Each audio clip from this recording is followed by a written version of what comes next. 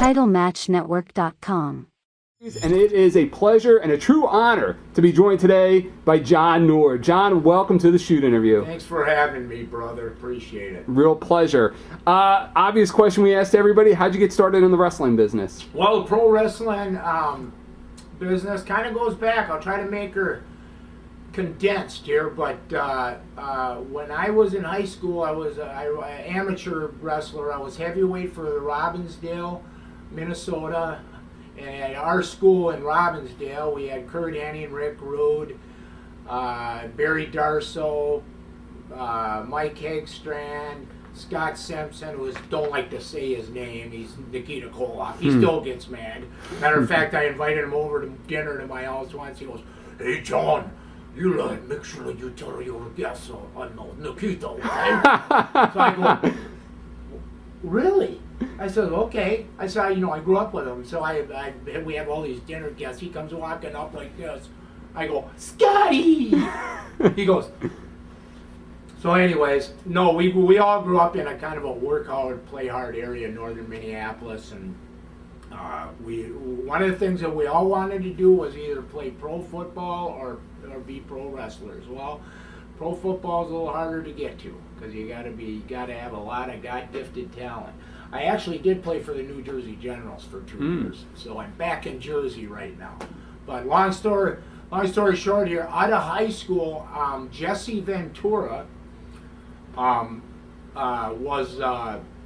a gym on the north side of Minneapolis, and my brother knew him. He introduced Ventura to his wife at North Hennepin Community College. Wow. So I was over there working out. I was right out of high school. I wasn't even 18. And he goes, "Hey, Nord," he goes, "how would you like to have a job?" And I said, "Yeah, sure." Yeah. So I was running his gym right out of high school for $200 a week cash. Wow. And it was funny as hell though, because as soon as he'd leave, him and Adrian Adonis would go wrestle, and this is when he was doing good on TV with him. This was a hardcore weightlifting gym with cement floors and York barbell place. As soon as he'd leave, I'd lock it up and say, "Hey, we're closed." I'd bring 2 kegs of beer, and he'd come back and he'd smell the beer, and he goes, "Oh, did it go? We get any members?" I said, "Oh yeah, it wasn't bad." and he goes, so he finds out, and he'd always say, "Hey, Nord, you and your beer drinking buddies stay out of my gym." And then one guy I knocked him out at a drinking fountain, and he goes, "Nord, why did you knock out Jackson at the fountain? He says he's going to sue me. Now I'm going to sue you." I said, "Great, take my 10-speed. But anyways, I'm good friends with him. He's old. But I ended up playing college football at Montana State, and from there I actually wrestled my senior year at Montana State, and I was in the twilight of a mediocre career there, and won a few matches, but I was just the heavyweight. I was just a football player that could beat the heavyweights. So anyways, I played,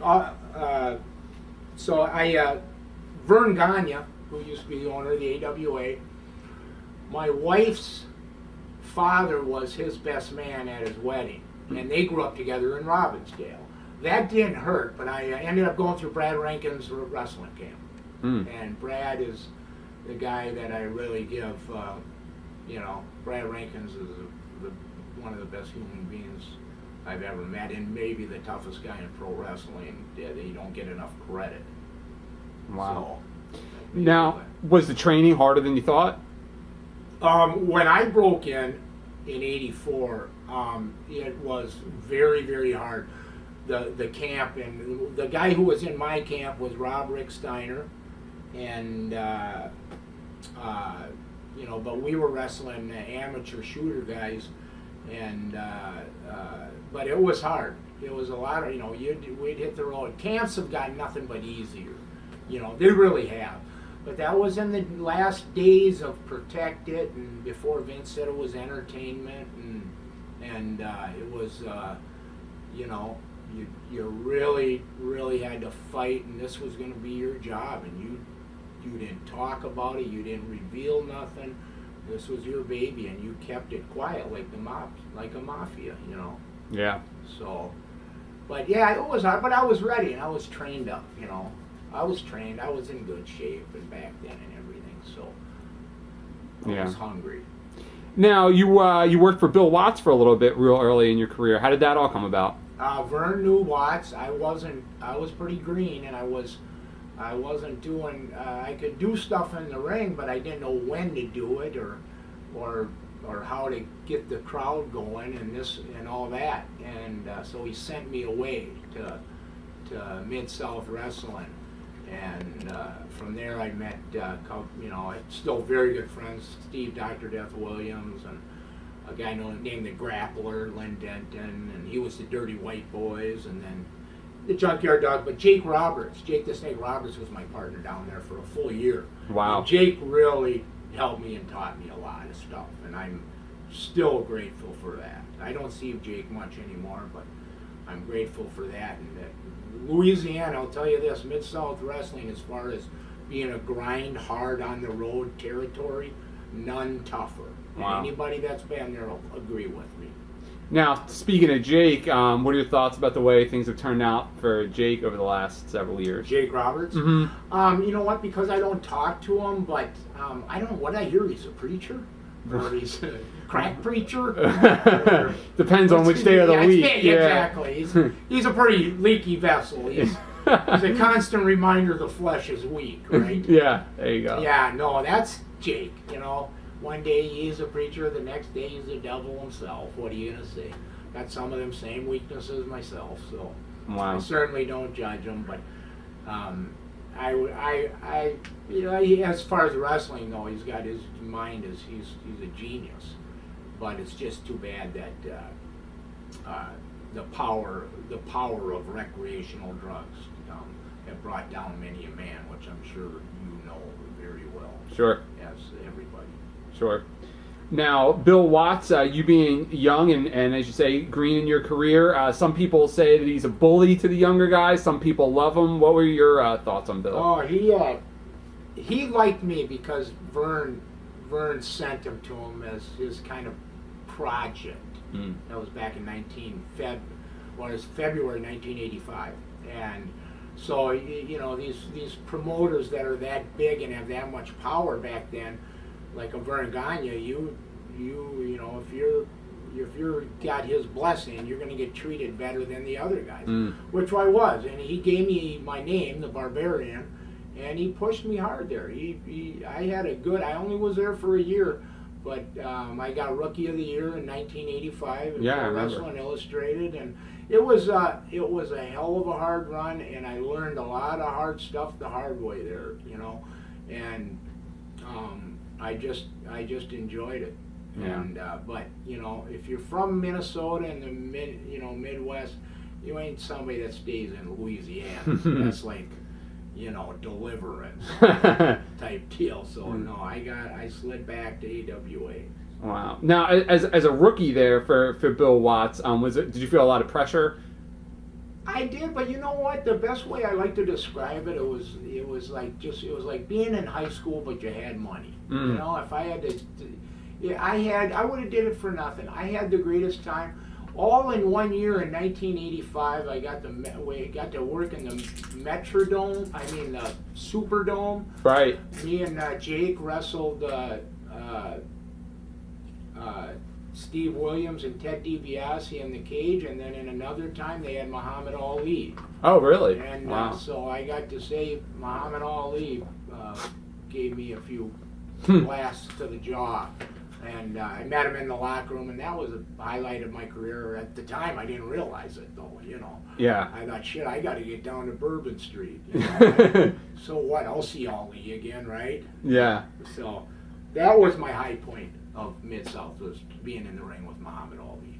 Now, that was awesome. Now down in Mid-South too, you worked quite a bit with a really young Shawn Michaels back then. What do you remember about those matches? And he was just a young snotty-nosed kid, as myself, but he didn't have much to back it up.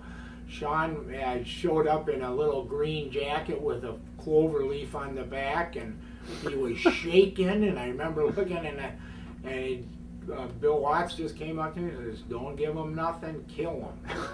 So I did. But yeah, no, and Shawn remembers those days. I don't think he likes to talk about them much, but I was just doing what I was told to do by Watts. Yeah. So I back in them days, certain years you're more aggressive than other years for some reason. Mm. Is it true that you had real brief gimmick as a Bible thumper down there? Down in Louisiana. Yeah. No, I didn't. I became a born again Christian in 1989. Oh, okay. I wholeheartedly believe in the Lord and everything, and everything. Why I'm here, where am I going, and where did I come from? That's just basic. That's just basic text. Why we're walking around here on Earth, Yeah. That ain't too much. It's something to be proud of. It ain't no spooky or hitting anybody over the head. It's just saying, hey man, think about where you came from and where you're going. That's all. Yeah. It's simple. It's good stuff. It's the best stuff. It seems like a lot of guys from that territory, Bill, Steve Williams, yourself, Ted DiBiase, a lot of guys have really found religion, over the last several years. You're right. You're right. And that, I guess I haven't thought about it, that Mid-South crew that did have that. For me, it's just, it's the best, it's knowing where you're going, and it's fun. Christianity is a great, awesome time. God don't expect you to turn into some little weasel Bible thing. He just wants you to be you. Yeah. But no, yeah, you're right. That's a good point. What are your memories of wrestling Steve Williams back around that time? Doc had some great memories. Great memories. Doc taught me too, and Doc, we were such party animals. God, we, Doc, a couple times on the road, we got hung up pretty bad, and we always made the shots, but Doc is a party animal. And we had, I was on the New Jersey Generals with him. Really? Actually, yeah. Doc was a defensive guard, and I was an offensive guard. And boy, he was a wild man back then on that Generals team. And I had Herschel Walker, I used to block for him. I didn't know him real well or nothing, but he'd always call me, "Hey, beer man, you gonna go get your beer now?" Because he always seen me. As soon as Thursday came, I was out having beers at Lawrence Taylor's bar. Wow. That type of thing, but he called me the beer man. "Hey, beer man." But yeah, he was a great guy. Yeah. Herschel was top shelf great guy. But yeah, Doc was there for a year. I think they cut him because he was so wild. He creamed one of our offensive linemen and blew out his knee, and this guy started yelling, "He did it on purpose." And he did, but yeah. That's anyways. He ended up getting cut because of that. I don't think Doc tells that story that often, but I was right there when it happened. So. Huh. Now, do you have any good memories of a good road trip story from around that territory, that time? That era? Oh, God, yeah, I do. Well, the Bourbon Street and that. Well, one, I know that I've got a... This one, I better get to this story quick, because this story actually happened when I went back to the AWA. But it was at the Allstate Arena, which used to be the Rosemount Horizon in Chicago. Okay. And I've been in the business now, a year or so, and they brought in Larry Henning, Dusty Rhodes, Jerry Blackwell, Andre the Giant, and Bruiser Brody. And I'm sitting there in the locker room, and I'm going, okay, and then I had, actually, Verne had me wear my new General's jersey t-shirt, and I'm like, okay, and it was just John Nord, and I'm looking around the locker room, and I look over there, and all these guys are taking this toilet paper, and they're wrapping it around their fingers, right, and they're sliding it off, like pads, and they're putting it up their butt. Like, not up their butt, but just wedging it in their butt for like some type of hygiene. But I guess, you know, I had never seen it before. But the thing that I noticed is all the guys that are like 500 pounds are doing it. So I'm thinking, what the hell? And Dusty came up to me and goes, "Hey, Big Johnny," he said, "Do you know what a muffler is, brother?" And I said, "No." He goes, "That's what we got here. We got a muffler." So they called it a muffler. And they put it, I guess it's for child hygiene. I said, "No." I said, "No, I don't think I need one of them." He says, "What's that for?" Dusty goes, "That's for chafing, baby. It's for chafing." And I go, "No, I don't think I need one of them." Well, that night, I'm wrestling Rhodes at the Rosemount Horizon. And the finish of the match is me pile driving them, 1, 2, 3, I win. And I had never done a pile driver before, so I got my arms around, and I'm looking up at the locker room doors, and Verne is going, you know, like, "Let's do it, let's go." And I got it, and I didn't know how to do it because I was trying to get my arms around his belly. Yeah. Instead of under his belly where I could grasp my hands to get him straight up and down. And I couldn't do it. So I started out, and I grabbed his tights, and they just stretched. You know, he didn't go up at all. And the crowd, "Hey, his ass is showing," you know, and I'm panicking. I'm going, "How am I going to get this big son of a bitch up?" So I tried to horse him. It didn't work. Now I'm panicking. I look over at the locker room door, and Verne is going, you know, like that. Yeah. So I panicked, and I grabbed his ass cheek, and I just dug in. Because, you know, he had no tights. All he had was the singlet, a loose singlet.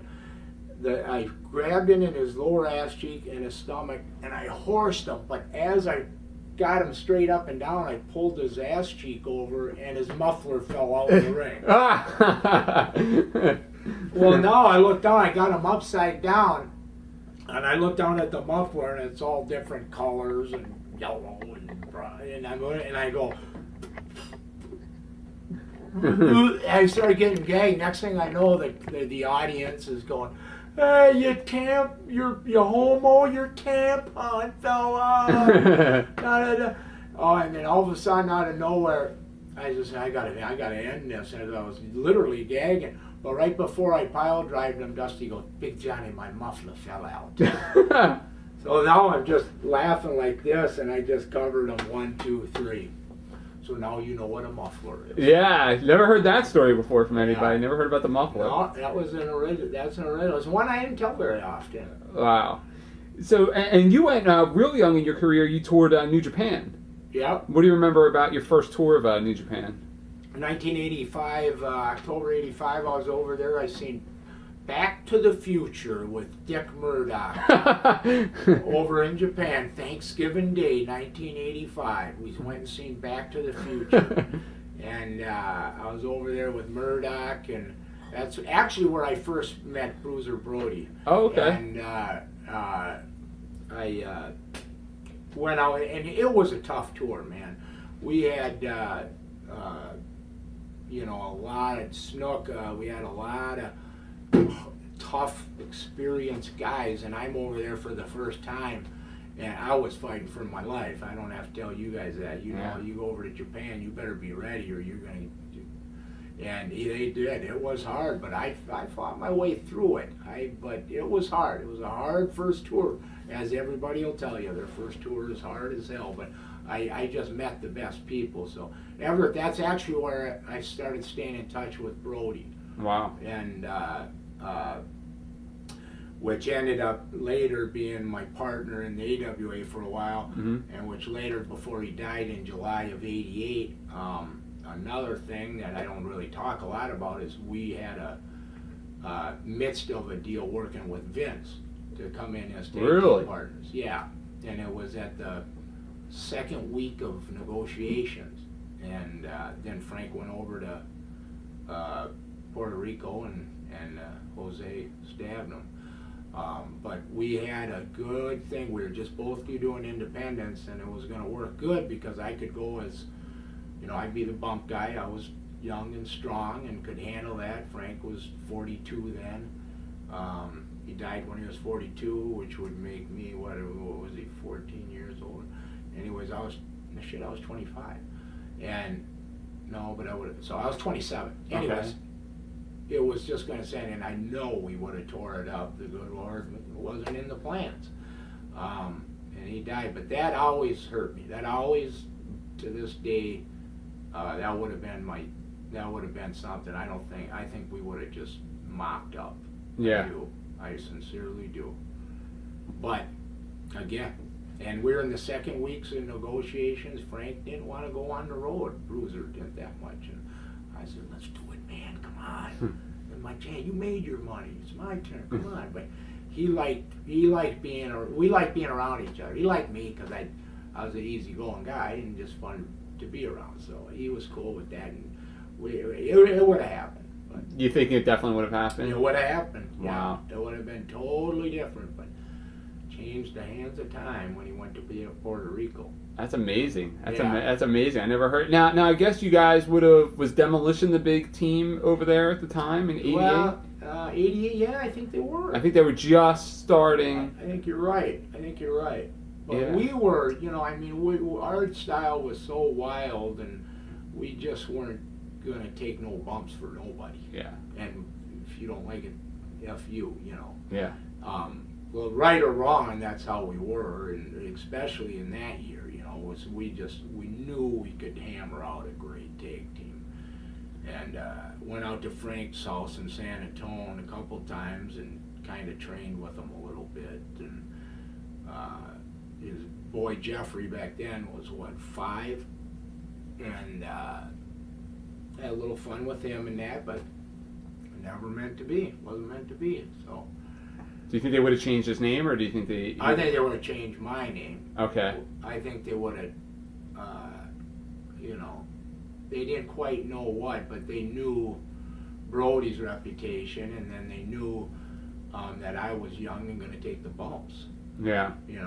But they knew they were going to be in for non-stop action and non-stop, just really Crazy. physical, brutal people. And just crazy shit from mobs to anything else you want in a ring, Yeah. I mean, not to jump around here, but just because we're talking about him, and you knew him really well. Yeah. The story about him possibly jumping the rail at WrestleMania 1, is there any truth to that? Was he thinking about that, or was that just myth? You know what? He actually was thinking about it. He told me one night. Yeah, we were in the hotel room. We had a lot of hotel room nights where we'd be drinking our beer and sitting there, BSing with each other. And he loved smoking his weed, and I loved my beer. And we got. But yeah, the truth of it is, it was. Wow. Yeah. Wow. At least that's what he told me. Yeah. Wow. Now, what are your memories of Inoki from your first tour? Inoki, the chin.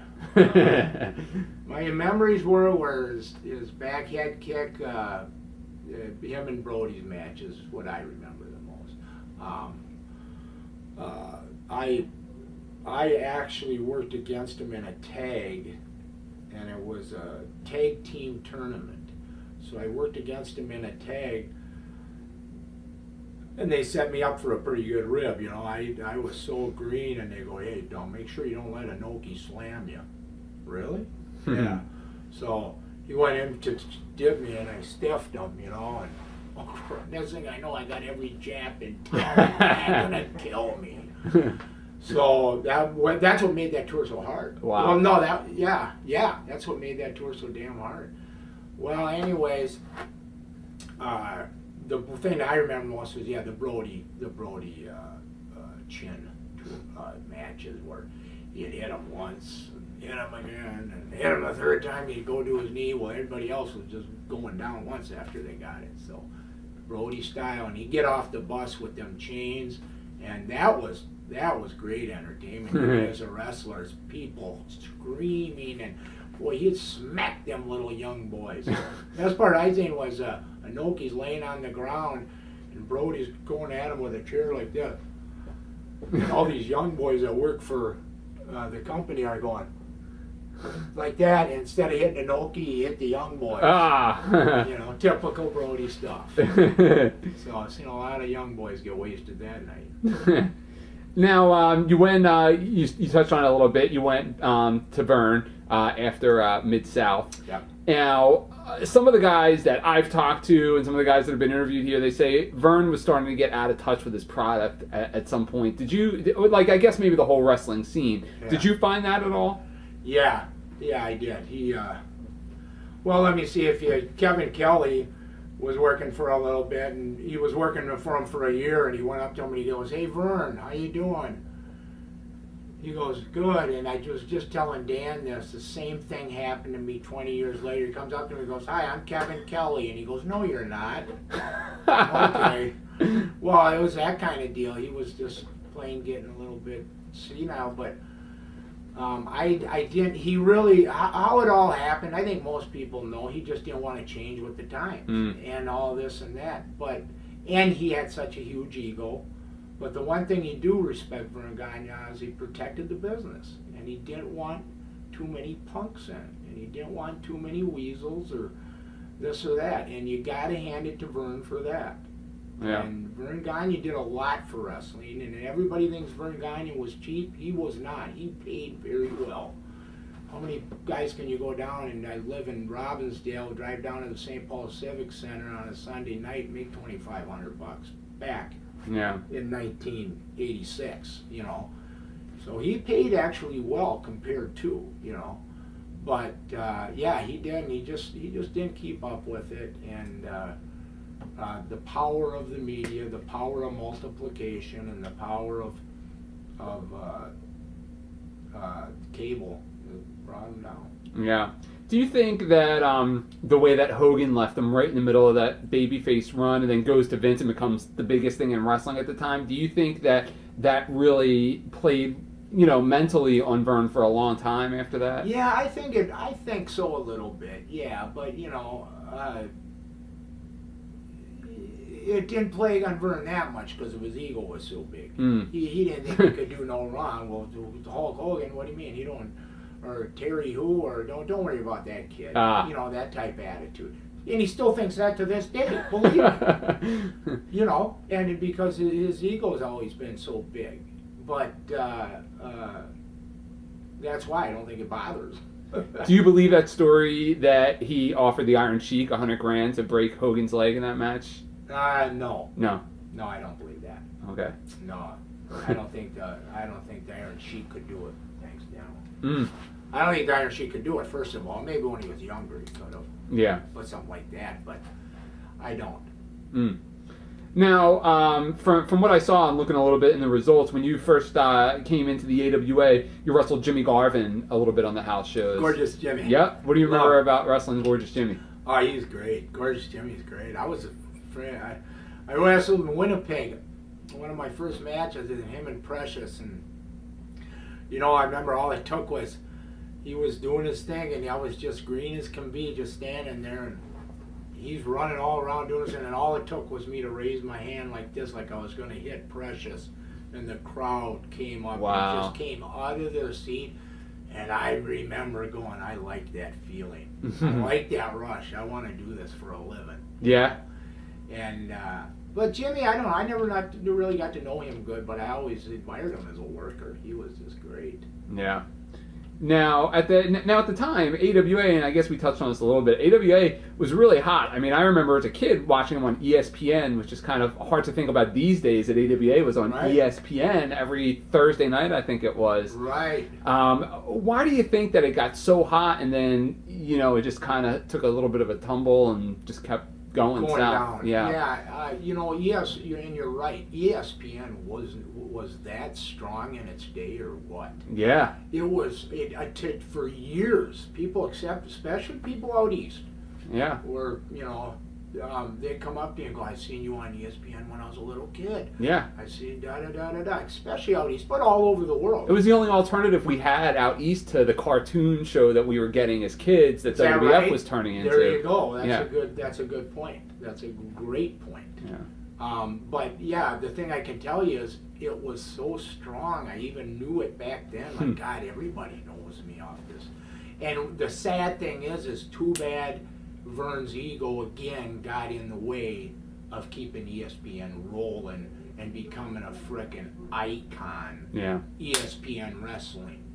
There's nothing that shouldn't have stopped ESPN AWA's wrestling from becoming literally an icon of a mecca of wrestling. Is just flat ESPN wrestling. I mean, do you agree? Absolutely. Look at what it does for NFL football and to have wrestling back then. It's a great point. Yeah. Great point. It could have been what it did for football right now. Yeah. But because of personalities, principalities, and egos, and Verne, one guy having all the power and other guys not, and him not wanting to listen, or there wasn't enough people underneath him that say, hey, this is gold, or somebody not seeing something. Yeah.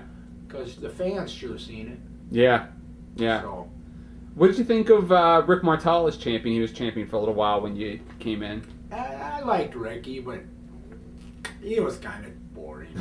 Ricky didn't draw no money. He didn't draw no money. He's, Canadians, the best you do with the Canadians is, if you're from the States, is you get a good, good month or two program out of them. Somebody like a Dino Bravo. Right. Dino Bravo was a great draw. He was one of the few Canadians, I think, to draw money in the United States. Wow. For all these, Bret Hart, but that's another deal and another time. Right. A true draw in front of the camera, single guy. Right. Dino Bravo, great. I mean, he huge chest, bench press 500 pounds, people would pay to that. Rick was just too much of a nice guy, and Rick is such a nice guy. Yeah. But he was a good champion, great champion, but not. People weren't going to get behind him like they were a true Verne Gagne in his day type thing. Yeah. What do you remember about wrestling? I think it was in Wisconsin on a couple shows. You wrestled Rick Steiner for AWA in a couple when we opening first broke matches. in? Yeah. Talking to each other, going, "What the hell are we doing?" But now, Steiner was, we were both young and out of college and aggressive type thing, and we just didn't know what the hell we were doing. Yeah. Didn't have a clue. That simple. Would you go back and Verne would say, "What the hell did you do this for?" Yeah, no, but that's why we were both shipped off too. Good point. I went out to Mid-South and Robbie. Went to wherever. Where did he go to? I don't know. He went to Mid-South. Did he go? After Yeah. me, though. Yeah, I don't know where he went first. You went after me. You had a good run there. Yeah. We both had good runs there. Yeah. But that's the truth. We didn't know what the hell we were doing. Pro wrestling is very, very hard business. You just don't come easy. It comes easier for some than others. But when you're used to doing real sports, it's hard to make the changeover to incorporating the entertainment into the wrestling, because pro wrestling is very hard. You have to defend yourself every night for real, knowing if the guy don't like you, he can tear your eyes out or kick your ass. Yeah. That is a reality. And that's what makes pro wrestling hard, is you throw in all the entertainment you want, but underneath it all is you got to walk away with your arms, legs, and eyes. Yeah. Early on in your career, did any maybe veterans, even Japan here, anybody test you, maybe try and get cute with you and shoot with you a little bit in the ring? Out in the ring? Not really. Butch Reed one night in Mid-South, he got cute with me in the ring, and back in the locker room we were screaming at each other, and I ended up punching him twice. He had two black eyes. And I think that happened in Tulsa, and we did 2 shots that day. The next shot was in Oak City, then Tulsa. And he had 2 black eyes, and he backed off. He didn't want to. Butch wasn't a tough guy.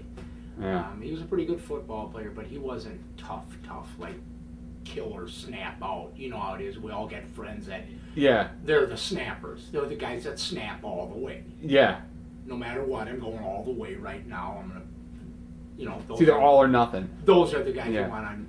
That he ain't one of them guys. He'll hold and hesitate. But I'm certainly not cutting them down. I like Butch. Sure. That it happened, and that's the timeline happened. Now, you wrestled also, I think maybe once or twice you wrestled Larry Hennig in some six-mans Yeah. and things like that. What do you remember about wrestling the Axe?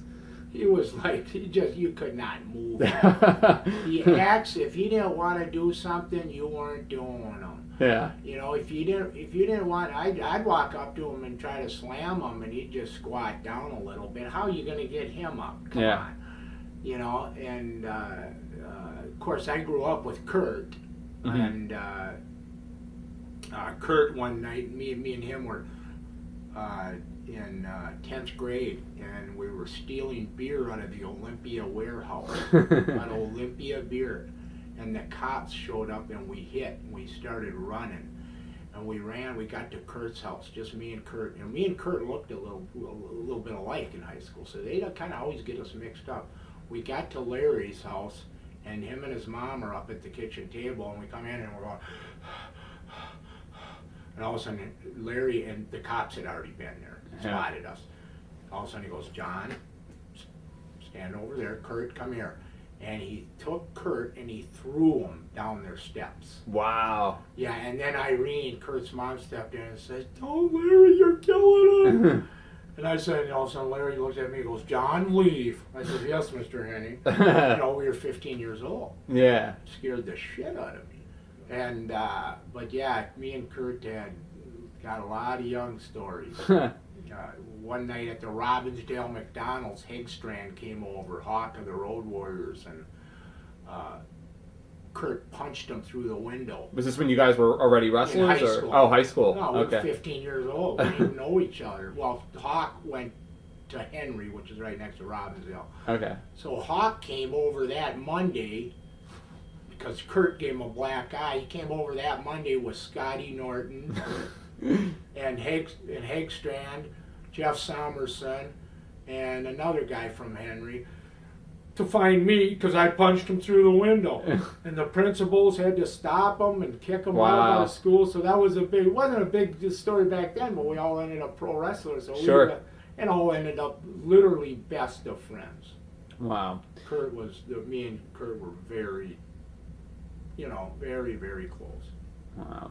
Now, what are your memories of that time of the Freebirds in the AWA? Freebirds? Yep. Had better memories in the Mid-South. Okay. Mid-South, I used to wrestle them in Biloxi, Mississippi, and stay with them at the Shreveport or in Shreveport, Louisiana, at that hotel, and they were just crazy.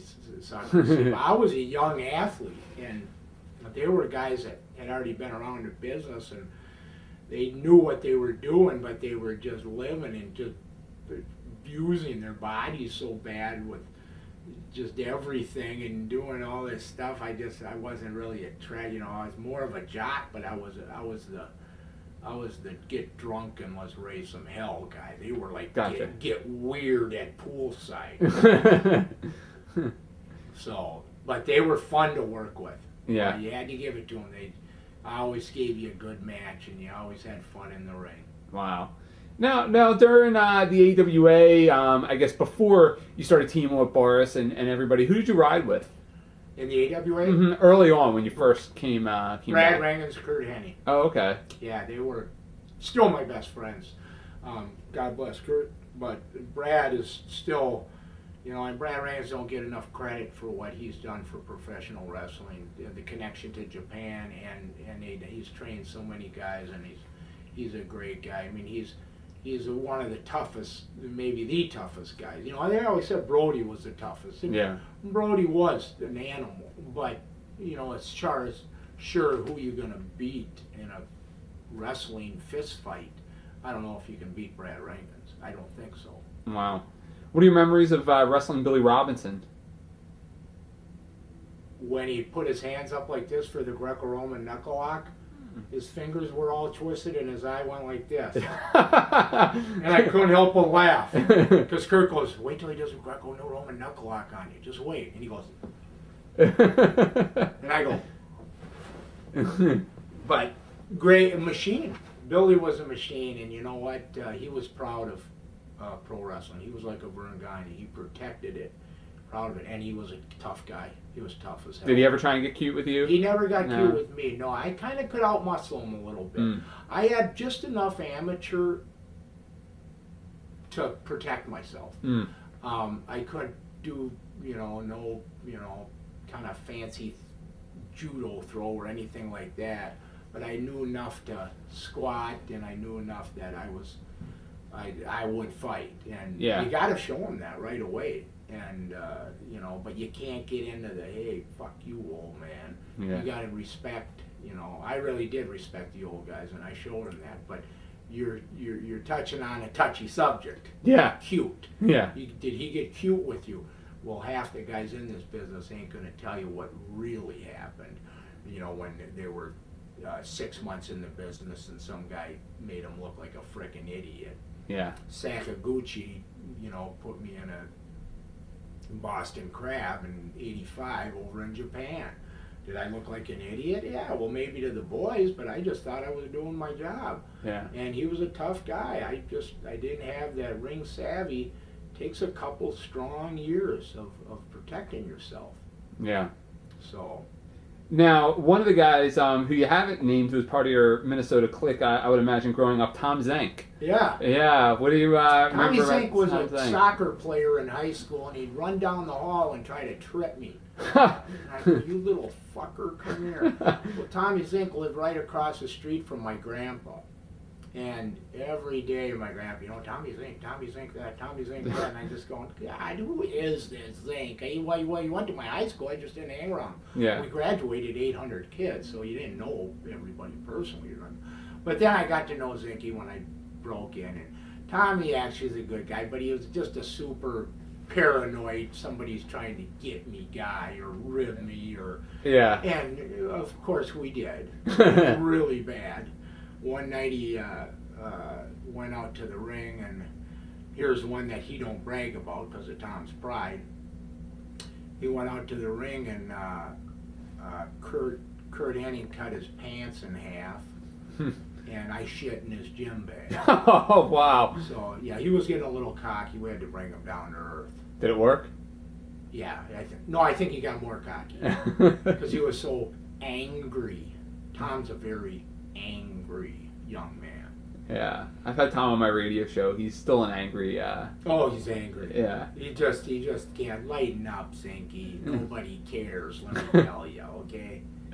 Wow. So, whose idea was it to kind of take you from John Nord in the AWA to give you the true barbarian character that you would start to evolve into? Well, they would always ask me, "What do you feel like?" I said, "I don't know. I just feel like getting drunk and raising hell every night." This is the same thing in the ring. I said, I'm methodical. Nothing smooth, fancy about it type thing, and that's just how I felt. That's what I told Bill Watts, and so Bill, I went to the barber Jake Roberts. I've been in Mid-South for about 45 minutes, and I was in the we did the interviews in Shreveport, and he said, Jake, take him to the barber and give him the hawk him. Yeah. And they did, and I got the base of it sent there, made there. But again, Jake was fun to, he was fun. He was a fun guy back then. Got some good memories. He just, like I said, he just can't help himself be rotten. Anyways, but yeah, a lot of good memories back then. And the thing about this business is, it's just when the guys are bad and slime balls, they're really bad. They're just not nice people. But if they're great guys, they're as nice as people as you'll ever meet. Yeah. And that's what's too bad about this business, because there is so many nice people too. Yeah. Yeah. Now you teamed a little bit with the Mongolian Stomper. Archie Goldie. Yes, what do you remember? Archie Goldie. Like Archie, he'd always be going, "What am I doing here? Get me out of this territory. Verne, get me out of here," And I remember we were wrestling a match in Green Bay, Wisconsin, and the Sheik brought out me, the Mongolian Stomper, and Boris Zukov. And he's walking us out there, and this is Verne Gagne's last match. Really? Yes. We're walking out from Green Bay to Brown County Arena. We're walking out there. Haraparash, Haraparash. You know, the Sheik's on, my man. And this is back when wrestling was tight-lipped on who your real name was. Sure. Well, some fan jumped up out of nowhere, points to me, John Nord, points to Boris, Jimmy Harrell, points to the Mongolian Stomper, Archie Goldie. Wow. We all look at each other, we go, God! So, that was fun. Wow. Yeah. And now you had a lot of matches with Kurt in the AWA. What do you remember about? Did you guys ever goof off like and rib each other? Yeah, we had a couple. Kurt was funny. We'd be waiting to look up, and we'd be getting real close. This is when Henning got me. Yeah. He goes, we're going like this. He goes, come on in now. Let's really build this thing up and get these people. And we haven't even locked up, and we're getting closer and closer and closer. And all of a sudden Kurt smiles like that. And he had a piece of black electrical tape on one tooth. So it looked like he had a missing tooth. Yeah. Blew the whole thing. So he got me once there, and he lots of stories. I tell you, just speaking of stories, I was in 1989, and my buddy Lynn Denton, who was a grappler out in Portland, Oregon, and we popped the Oregon territory, and Roddy Piper was still over there strong, and Beetlejuice was there, right? Beetlejuice, yeah. And Roddy he would do workout matches because he couldn't wrestle in the ring, and otherwise he had to get Vince's approval or something. He was under contract, but he could have a workout. And anyways, and I was a barbarian, and I was really in the best shape of my life, and I was really tearing them up, and we popped it. You couldn't even get in the Sportatorium, or what was that arena? I don't remember, but I mean, I could see it, I could visualize it from the TV. It's like the Dallas Sportatorium. Real small. That's why I said Sportatorium, yeah.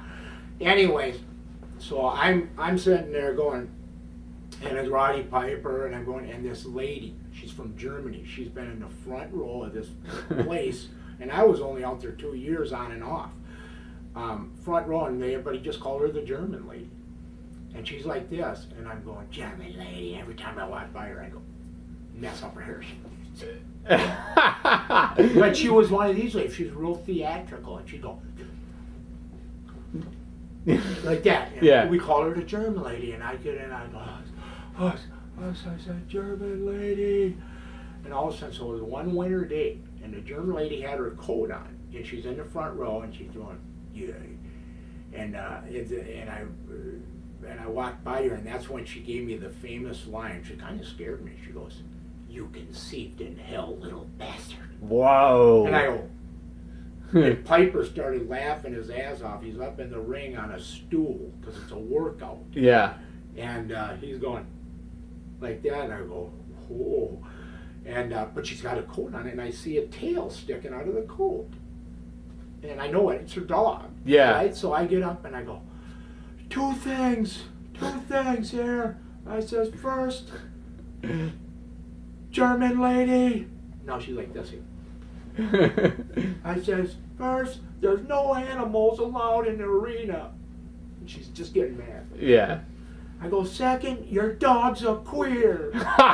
And all of a sudden she goes, she stands up, her dog gets out, runs around the chairs and runs around or whatever, and now the whole arena is just standing up. Yeah. And I go, come on, get in the ring, old lady. Now Piper's going like, Nord, what are you doing? You're taking it off me. Yeah. Keep the heat on me. And I'm going, I had to run with it. Yeah. So this German lady, because she's got the cat-eye glasses and the ass, big butt and flower, and she climbs in, and I'm going to one of these. And I slide out, and she's chasing me. And I'm doing this, but I can see her out of the corner of my eye, and now I make the next round. She's moving pretty slow, but I'm laughing like I'm running fast. All of a sudden, she had her arm in her coat like that. I'm going, fuck, what is this? Yeah. I said, fuck, she's gonna shoot me? So I turn around, all of a sudden I just go, and all of a sudden I turn around after she made the corner, and I'm right in her face. I go, I don't care, German lady, shoot me. All of a sudden she pulls out a cross. Wow. Yeah. So, and the crowd just went freaking crazy. Well, 5 minutes later, I did the workout with Piper, and it went well. Yeah. I'll tell you what, they never would quit talking about the German lady. She was real hot there. She didn't ever get saying much, I guess, out there, but the grappler told me that, you know, that she just, for that month or so, she shined. Wow. Wow, that's a great story. You know, it is an awesome story. Great. Now, in the AWA, you started wrestling the Road Warriors a little bit in tag matches, and Yeah. you knew, I guess you knew Joe from...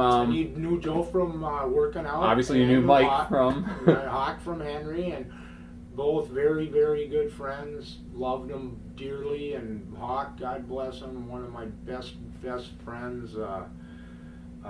When I broke in, though, it was weird, you know, it's because the Road Warriors had changed wrestling. Like them or not, they changed it. They did a hell of a job. They made the way better for everybody. No different than Arnold Schwarzenegger, Hulk Hogan. They made it better for everybody. Or you can look at it like you're jealous. I don't. I think they made it for everybody better. But back then I was so protective of myself. You know, they came out with a big article after I wrestled them in the St. Paul Civic Center. Are the Road Warriors afraid of Nord the Barbarian? I remember that article. It was in one of the Remember that? magazines, wasn't it? Yes. I remember that article. Yes. I do remember that. Yes, and I never could, because I liked it so much. It was really jabbed. See, Mike, I didn't care about Hawk, but Joe's ego was so touchy. I really nailed, because Joe knew he couldn't do nothing. Yeah. And so did Hawk. That wasn't the point, is let's do business, but I got him. Yeah. It was my day. I got everybody came up to me in the locker room after, because I just owned the match. Yeah. I just stifled them. And everybody came up, good. Well, then, you know, it cooled off, because you can't just take over. First of all, I ain't a tough enough guy just to squash everybody. Yeah. I'm somebody that can't do it. I'm an honest. I can't do it. I'm not a, you know, Brad Rankins or Superman. Nothing. I pulled it off that night where I just squashed them. But that ain't a way to do business either. So. Yeah. Did you have a hard time, you know, in matches with them? Because there's a thing a lot of guys would talk about. Even Nikita had told me that they didn't want to sell for him in different situations. Did they have that same problem with you? No, and I'll tell you why. Mainly is because we're such good friends. We just didn't. Yeah, if they would have did that to me, we would have went back and locker room and said, "What is your fucking problem?" Yeah. I thought you were my friend. Yeah. Nikita's a little different. Scotty, and God bless him, I just seen him a month ago at Wrestling Hall of Fame. And I played football with him, known him since I was 8th grade. I love him. But he don't have that smooth personality like some guys do. And they wouldn't give Scotty nothing where they would me. Yeah. You know, that's why you want to be liked in this business, because if a guy likes you, he will give you. Yeah. And you will not have nothing but fun out there and still get more accomplished and have fun doing it. Excellent. Now, do you think that Verne could have made a lot more money with the program with you and them? I do. Yeah. I do. I wish I would have had somebody. I wish I would have had Brody right next to me back in the earlier years, because then in him guiding me and then having somebody saying Nord and Brody against the Roaders, we can make a lot of money Big on time. this. And we'll let the crowd decide who's the good guys and who the bad guys are. But you just had to have somebody in the wrestling office that cared enough to say, hey, we had this. But in and of itself, wrestling is a selfish business. And all guys, whether you're Wally Carbo or Vince McMahon or Shane McMahon or whoever you are, you're looking out for yourself. You have your own life. Yeah. You're not necessarily interested in putting John Nord and Frank Brody against Mike Hagstrand and Joe Laurinaitis. It just ain't on your agenda in your mind. Whereas if it would have been in that particular time, but you need somebody teaching you the right way to do it and saying you don't want to give them it all. You want to give them a little and just going, holy shit, what is going to happen here? Yeah. You know, just where people, I have no idea what's going to happen. You know, and the huge money, but, you know, again, it's hindsight. Yeah. I didn't make just good decisions in my career all the time. Very seldom. I was very out of control. my personal life, I mean, I was married for years, got 3 great kids and all that. My son is heavyweight for the University of Minnesota. Wow. So That's awesome. Keep an eye out for him this year. Brock Lesnar was heavyweight, and he trains with Brock. He does now? Yeah, my son Joe does, Joe Nord. And the kid that just graduated, Cole Conrad, who was the best heavyweight out of the University of Minnesota ever, by far, was ahead of my son Joe. So now he's been trained real well, and he's got the blonde curly hair. He's 6'5", That's awesome. so he's got the look. Does he huss? Yeah, he don't huss. No, but who knows what he's going to do? He's all heart. He's the nicest kid you'd ever meet, but he's trained for many years very hard, and he's only a freshman, and so be looking for him on NCAA Wrestling, Joe Nord. Awesome, very much. Now, you also worked with a guy that went on to a lot of success when he was young, Scott Hall. What do you remember about Scott Hall from back then? Magnum Scott Hall. Yes, yes, Scott Hall, yeah. Scott was a guy that I always just told him, you're just a basketball player. He was a basketball player out of Tampa. I think he was an Air Force brat, wasn't he? I think so, yeah. Yeah, and Scott was tag team with Kurt up there, and he was Magnum by himself. Mm-hmm. That I like Scott, but he's another guy that his ego used to get in his way, and his flow of people liking him was what held him up. You know. Yeah. We got him a few times when he got a big head up in when he was the NWO. So me and Kurt got him pretty good. When he was in the NWO? Yeah. Yeah, we got him pretty good a couple nights. Well, let me see. Well, no, that's right. I told you I super glued Nick Bockwinkel's windshield wipers. No. A brand new Eldorado we bought. That was '86. Turned it on. He burned out the engine. The wipers are going. Somebody super glued my wipers. Why, did you just not like him? Or? Yeah, he just getting a prick, being a big. But I know I love Nick. Yeah. It was a young man's disease. Yeah. Do I feel? I don't feel bad. It's a laugh, but I feel terrible for any time I would have ever disrespected any of them guys, because they're all great guys that most of them were just trying to teach you and help you. But so many times in this business, you will get paranoid. Is he trying to cheat me or screw me? That same old story. Anyways, Scott was a good guy, and we got him a few good times. We actually cracked him where he started crying, and he goes, "All I want is my friends back." Yeah, no, we put him over the edge. Wow. Because you can't, even if you're getting a big push and you're getting over and you're getting $17,000 a week and on, if everybody else in the locker room expect you, especially if you have about 9 Minnesota guys that all grew up together against you, you ain't gonna be a happy camper. Wow. So. All right, and you also worked in the AWA with a very young Leon White at the time. Leon Baby Bull. The Baby Bull, yes. Leon Baby Bull White. Leon, first time I seen Leon, I walked downstairs at Brad Rankin's basement. Now, he lives in Hamel, Minnesota, where he had the camp. There was a swimming pool down there, and Brad filled it in, or actually the previous owner did, filled it in with sand and cement. So it's a perfect weight room. Got a ring in there. And yeah, this is Leon White. I was first round draft choice for the Denver Broncos. Oh yeah, nice to meet you. And you know, Leon's never had a problem with ego at all. And he came in I want to say a year after I did. Anyways, he goes down there, and me and Kurt go by to stop by there. You know, we can stop by Brad's house anytime we want. Well, we knew we had a camp. We knew we had this guy, this big, huge son of a bitch, and Leon is, and he's the real deal, and I love him, and on. But Leon was starting to shove, and we're watching Brad pummel, you know. Yeah. And shuck and push, and how Brad does it, and Leon says, "Fuck, what's wrong with this guy?" He had never ran into a guy like Brad Rankin before, and he charged him. And Brad suplexed him a belly to back for real, and it was a plywood outhouse Brad built, and it went down like the movies. Wow. All 4 sides went down. Actually, 2 sides went down, but let's say 4 for the story. Yeah. And it went down, and Leon just got up and go, "What the hell is this?" He was so freaked out that he thought he was just going to roll over everybody. Yeah.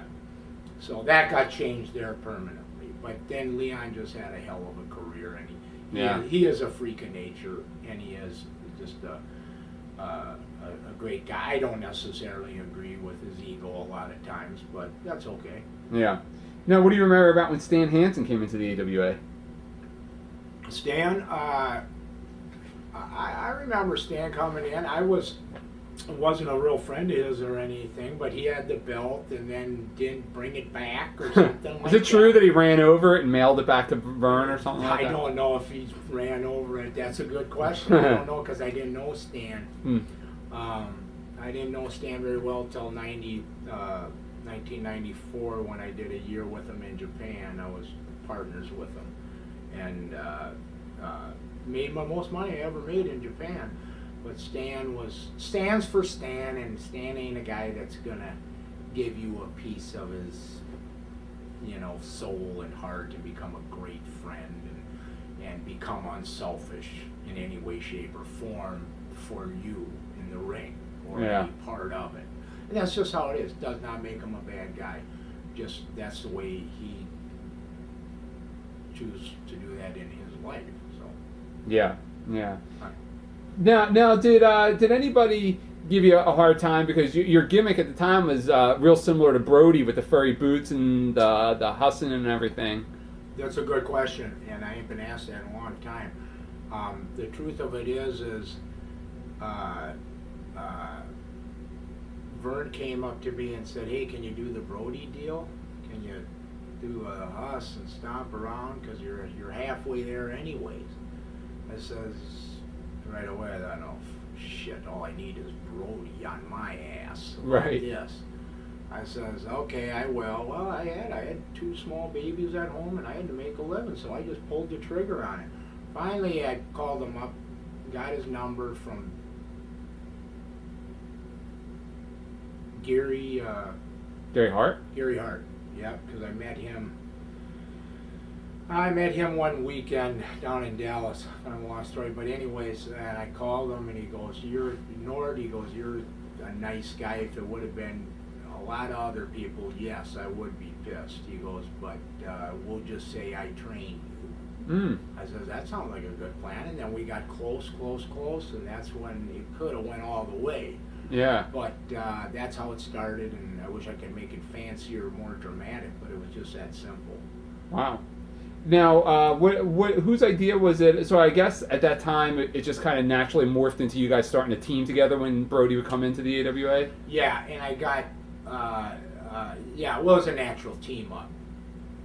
And then we had the finale, Frank's last day, and it was, I believe it was about May of '87, Wrestle Rock. Yes, I was going to ask you about Wrestle Rock. Yeah, Wrestle Rock was me and him against Snuka and Verne Gagne and and we were, I had a 12-pack each and Waylon Jennings, and we just had a great fun time and it was a hell of a house. Everybody, we each got our checks, and Brody went nuts because of our pay. Yeah. Now, guess what? You pay me $2,500 at my age.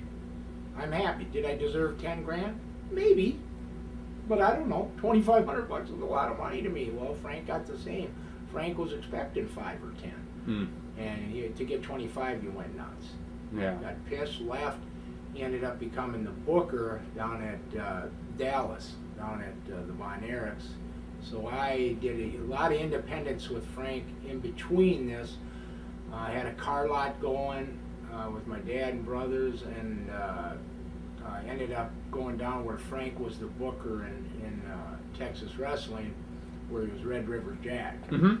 And so he hired me, and just would let me do anything I want. You know? Yeah. I ended up in Texas Stadium against Kevin Von Erich in the main event, and they sent me my check, and I got $600.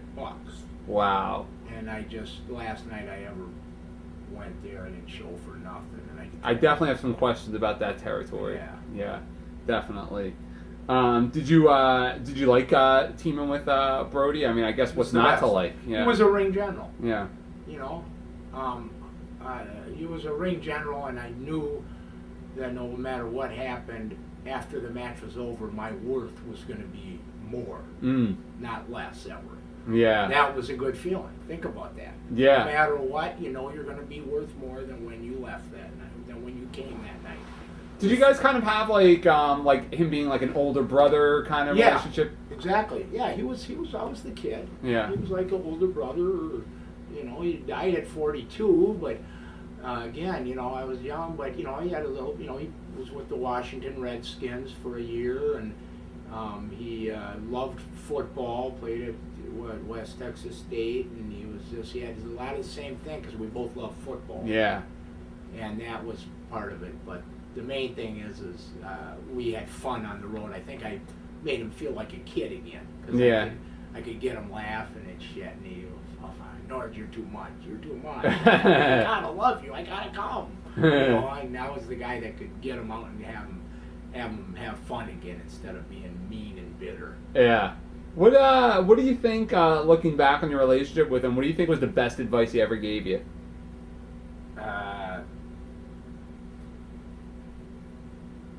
The best advice for American or Japanese?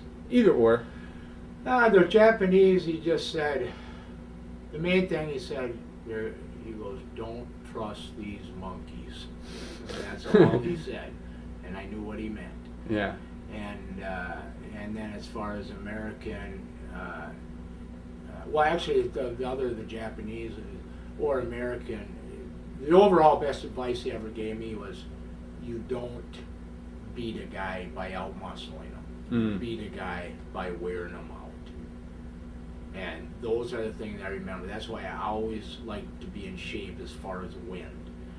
The rest of my career, I always wanted to make sure that I wasn't going to blow up and look like a piece of shit dying in the middle of the ring. And which I had done in my early years because I was hungover and I was on steroids and I wasn't in ring shape running. I could do some big muscle moves and this and that. Next thing I know, my heart was in my throat, you know. Wow. And I never let that happen again because it says you don't do it by out-muscling them, you do it by wearing them down. Wow. Now, you know, I've talked to Bobby Heenan. I've seen interviews with Nick Bockwinkel where they've said that Brody was bad for business in the AWA. How do you react when somebody, you know, that worked over there says, you know, he wasn't good for business? I disagree with it because you need all sorts in this business. You need all kinds, like in any business, you know. If anything, he got everybody's job better. You know, they thought, well, Brody might not show, but at least these guys will show, so let's pay him. And is he bad for business? Yeah, he's bad for Bobby and Nick's business because he beat the shit out of him. That's why he's bad for you guys' business. He's great for my business. Yeah. Plus, I can take an ass kicking and not complain about it. Yeah. Period. Now, as far as you actually did a series of matches with Nick Bockwinkel, I think when he was champ, you beat him in some non-title matches around the circuit. Yeah. What do you remember about working with Nick Bockwinkel? Nick was a good worker, and he was a hard guy to wear down, and he was just I got nothing but respect for him for wrestling as far as being a wrestler. Yeah. As far as our matches and that, yeah, I was kilt off to where they wouldn't give me the belt because I just wasn't totally all there. I'd lose my temper and fuck you, I'm out of here, and all that. But I do respect Nick, and I really respect him as I got older. And the only thing I guess I didn't care for him, I totally respect his work, but and you know what? He wasn't a terribly selfish person. He really wanted to make it work. That's what I liked about Nick. But the problem is he didn't want. He as long as it was revolving around him, life was wonderful. So that's, I guess, what I mean. He would act like a 10-year-old brat if he had to do a middle and bottom card match. Really? Yeah, it's like, get over yourself. Yeah. You know? But the rest of the time he was great. You know, I wanted to ask, I don't think I've ever asked this question to anybody that worked in the AWA, the circuit that you were in. Was it difficult because Verne, it seemed like he had the young roster, but he always had the older guys like the Baron von Raschke's and the Crushers that maybe weren't physically up to snuff with you guys. Had to look like an idiot. Was it hard to work with those guys and still stay strong? It was hard. It was hard to work with them and stay strong because the Crusher would want to go out there and do one. Yeah. And you were expected to fly. Well, when you didn't fly or leave your feet and you just looked at them, well, this was the Crusher. Geez, you don't do that to the Crusher. So really, you tried to just outsmart him is about all you could do. And stay away from positioning yourself with these old guys where it's going to bury you. Now, the Baron, who was a great friend of mine, and I love him, and he's another guy. You go to slam, if the Baron don't want to be slammed, you ain't picking him up, and he looks terrible. Yeah. You know, but he's a great human being, and you have to be smart enough to stay away from anything that's going to incriminate you, and hope you get the tag and stay away from him. Yeah, and you wrestled Mad Dog for Shawn a couple times too. Wrestled Mad Dog in Sioux Falls, South Dakota. It might even been his last match. Wow. Sioux Falls, South Dakota, in was it early '87, and or was it '90? I don't know. I think it was before. I think it was like '87. Yeah. Yeah, and his same thing. Yeah. You know, I mean, but it was, again, like them or not, the age of the one move, take them over, scratch. The road warriors, all of a sudden you had to be jumping off the top of the building. Yeah. You know? Do you think that maybe that hurt Verne a lot in the long run because here you would have his stars of the future in there with these older guys that, you know, things didn't match up, and then the older guys only coming in once a year, maybe once every 2 years. It did hurt it. Yeah. It did hurt it. I agree with that. It did hurt it, and I think also that, you know, just anybody out of nowhere not selling giant clothesline off the top rope and not going down hurts the business. Yeah. I mean, then where do you go from there? What do you do? Yeah. You know, Andre the Giant, yes. Well, as soon as you're 7'2", 500, come see us again, you know. But, yeah, I agree with you. It hurt it, and you got to hope for the economy to stay good. Yeah. Yeah. Now, what do you remember about when Shawn and Marty came in? The Midnight Rockers? Mm-hmm. Oh, the Midnight Rockers. Well, I remember kicking them a lot and giving them big boots, you know, the big boot, and going to the Showboat in Vegas and doing ESPN there once or twice. And then we did Brody, me and Brody, and pound on him, or I'd go against him a couple times. But I love Shawn and Marty back in them years. I really did. I still love Shawn. I mean, Marty, love Marty. Shawn, I ain't a big fan of Shawn's, but he whatever. He's got his deal, his life. But the main thing is great guys to work with. Great guys. You could have great matches that sell like a son of a gun for you, and life was good. They only would help the business. Guys like that. Yeah. Now, what do you remember about doing the Wrestle Rock Rumble video? Sheik's a freak, and that's not funny. You know, it's my honor, baby, and lots of money. You know, on YouTube today, it's like one of the most passed around videos. Like for fans that have never seen it before, they're like, "This is the craziest." I've never even seen it. Yeah. I just remember it. Wow. Yeah, that is funny you brought that up. This YouTube thing is really. See, I've never turned on a computer. Really? Never turned one on. Wow, it's a whole other world. Definitely. I love it, and I'm gonna someday. But I figure, give me something to look forward to. Yeah. Definitely. Now, what do you remember about wrestling Ray Stevens, one of the all-time Love Ray. greats? Love Ray. Love wrestling Ray. Because at least Ray, when he was older, he still had a certain air about him where he could make something look vicious, like it could hurt you. Yeah. You know, but Ray, the funny story about Ray on 1994, and God bless his soul, he died after that.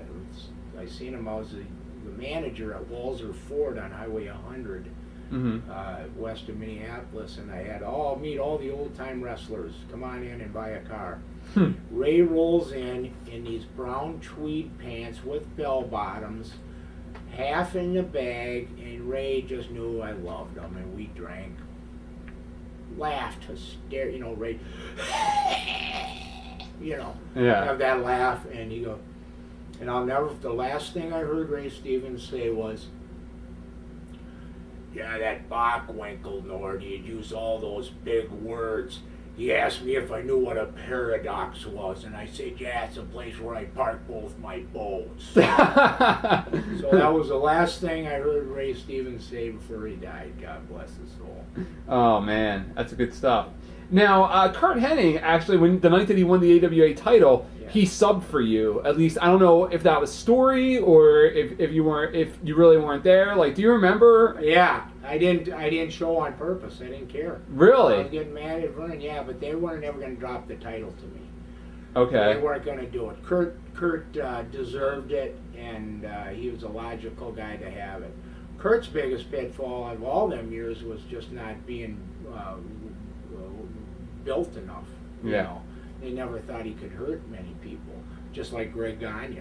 You know how many, when I was a kid growing up, you know how many times you heard the phrase, I could beat Greg Gagne. I could beat Kurt Hennig. Well, then Kurt got smart, and Kurt loved the business, loved it, and he enjoyed it, and he just was a great guy to be around because he was a light bulb, and he had a lot of fun, and he protected the business.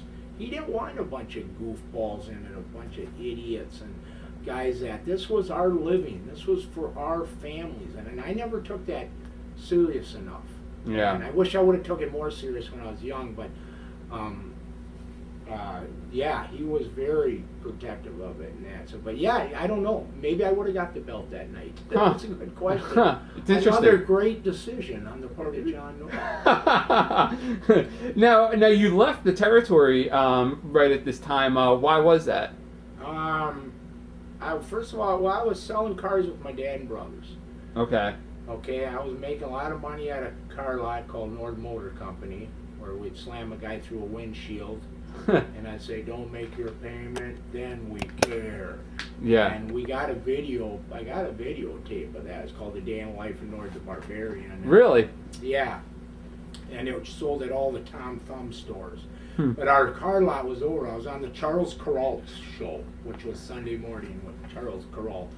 When the Twins won the series in '87, and they said the whole town's going crazy, and even the car commercials, and then they showed me slamming the guy through the windshield, and if you could dig that up, I was on that show. Maybe it's on YouTube. If they show Charles Kuralt when the Twins won the series, they'll show me on there. Things were coming so easy for me for a while. I think I took them for granted. Really? And I didn't want to dig in and become heavyweight champ. I kept having these regretful stuff about not being home with my kids. Yeah. So, but you can't turn back the hands of time, and I got so many, just so many good stories, and few bad ones, but not many. Yeah. Now, how did you wind up in Portland? Lynn Denton was in Dallas and Mid-South, and I met Lynn down in Mid-South when Verne transferred me there. So he was the booker out there for years, and he was Roddy Piper's right-hand man, kind of, so to speak. They owned a transmission shop out there, Piper's Pit Stop. Oh, okay. And I've always stayed in touch with him for many, many years. He's a very, very good friend and just a great guy, and one of the most underrated workers there are. You think so? He's just incredible. He can go all night. Stan Hansen said that. Stan said the most underrated worker I've ever seen is Lynn Denton. But Lynn's a great guy, and but Portland was working great because we popped the territory. We all of a sudden we sold it out because we were doing the Brody gimmick. Mm. Now, what did you think of Don Owens? Oh, I love Don. Did you? Yeah, I love Don. Just nuts. Just bona fide nuts. Huh. He's an old guy and give you the same old corny stories and grab your nuts and shit like that, you know. But I love him. Tough guy not to like, you know. Is it true that I mean, maybe it wasn't that way when you were there, but his brother used to offer the guys money for shoots or something like that? Like Roddy Piper wrote about it in his book, but I don't know if that was before you. He came. did. That's true? It was before me. Oh, okay. But both are true. Yes, he did, and it was before me. And it would be shoots. You're right. He'd offer him money. Really? And, yeah. And he, well, back then they used to have what, King of the Ring, Mm-hmm. you know, and all that. So of course, yeah, that's shit. Huh. Every territory, you know, that's what I loved about them years is you talk to guys that are at a certain age and they're a little too young to, you know, be around in deals where. Bill Watts had Steve Williams as his shooter, where if a guy came in the ring, he'd kick his ass. Okay. Gagne had Brad Rankins as his shooter. You know, each territory had a shooter, a guy that could, you know, stretch anybody. And if you weren't around for them years, you couldn't explain how it was. It was just different. And the old timers, how you had to give them respect. And how if you got out of line, you weren't getting in the business, pal. Go home. Yeah. Go home and watch 60 Minutes because you're not on this ship. And you had to be careful of that. Everybody just thinks I'm going to barge in wrestling and just do my own thing. Bullshit. Mm. Now, what do you remember about Billy Jack Haynes? Billy Jack, he was a guy that actually he mentored my good friend Dean Peters. His name was Brady Boone. He died. Okay. Dean was graduated with us. And at Robbinsdale, and I like Billy Jack. I did a few matches with him out in Portland, and don't know what to say about him. I didn't know him very well. I thought that you know, he was a little too overbearing, a little too, maybe a bit of a screwball. Didn't want to have too much to do with him. Gotcha. Now, were you there with Scott Levy? Yeah. Yeah. What do you remember about Scotty the Body? Yep. Scotty the Body. I was there with him, and he. We had a lot of partied up. No, we partied a lot. They used to call me Uncle Nordy, and left him a $200 gym jacket from the gym, the Road Warriors gym. Tell him I want it back. He's only had it since 1989. It was a $200 jacket, and I got drunk at his place one night. He decided to keep it. Scotty is 5 times too big for you. Okay, give it back. That's funny. Now, was it hard for you?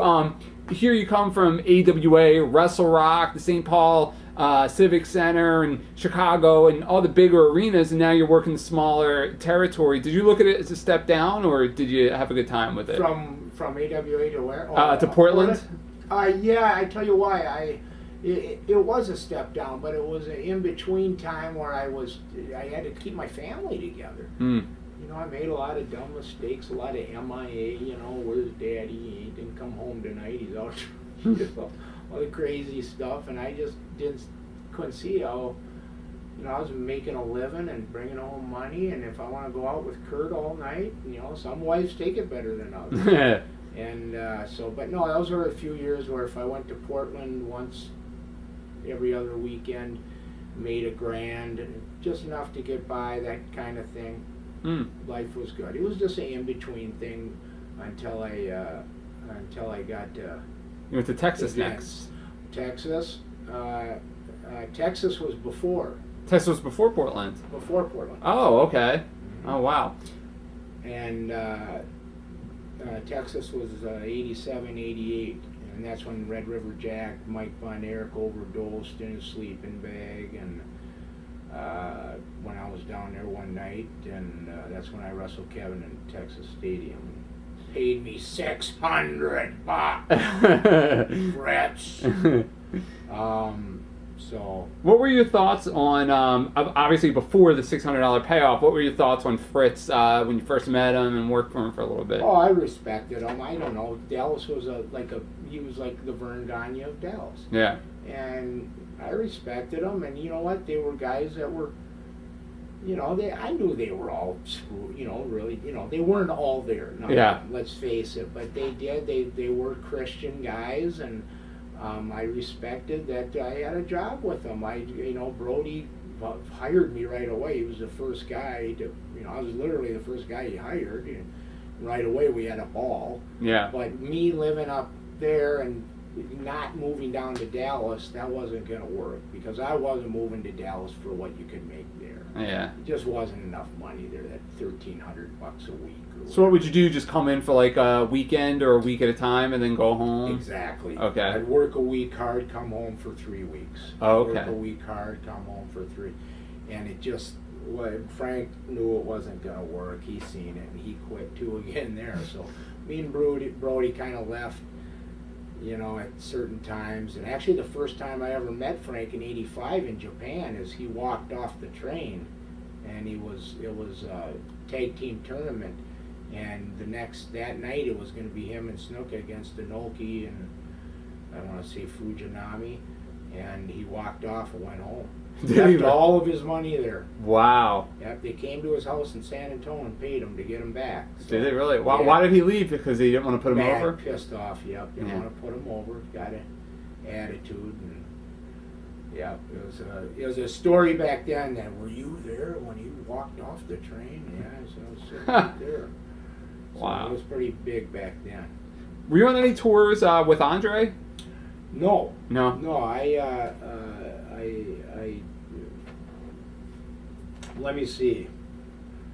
Well, Andre, I had him a few times in the WWF. I think I was in the ring with him twice. Never nothing significant.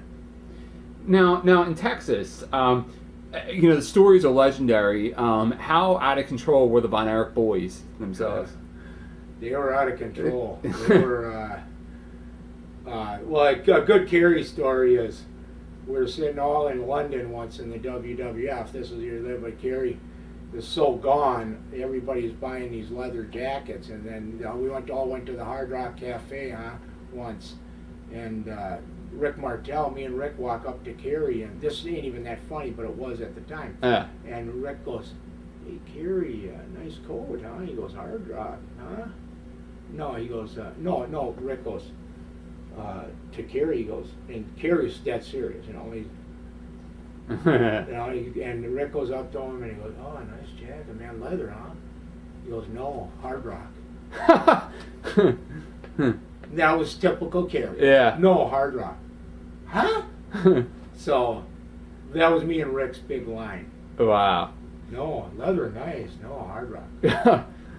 Was he just that gone? Yeah, he was gone. Yeah, he was gone. You know what? Let's face it, the Von Erich's got kind of the one eye going this way a little bit. And just not all there.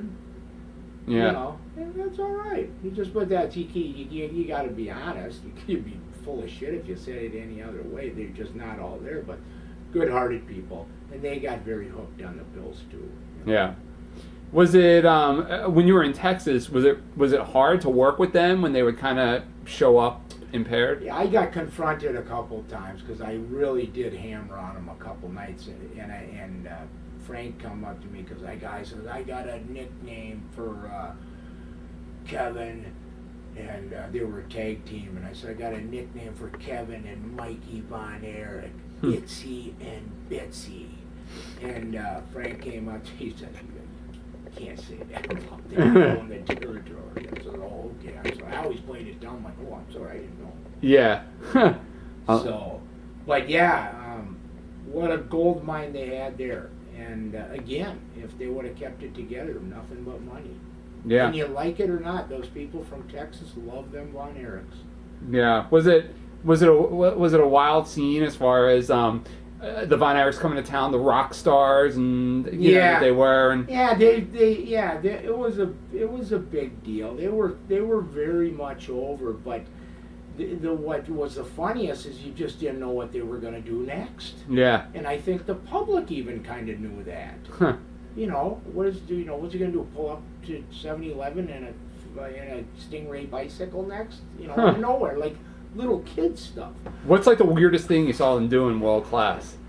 The Von Erichs? Yeah.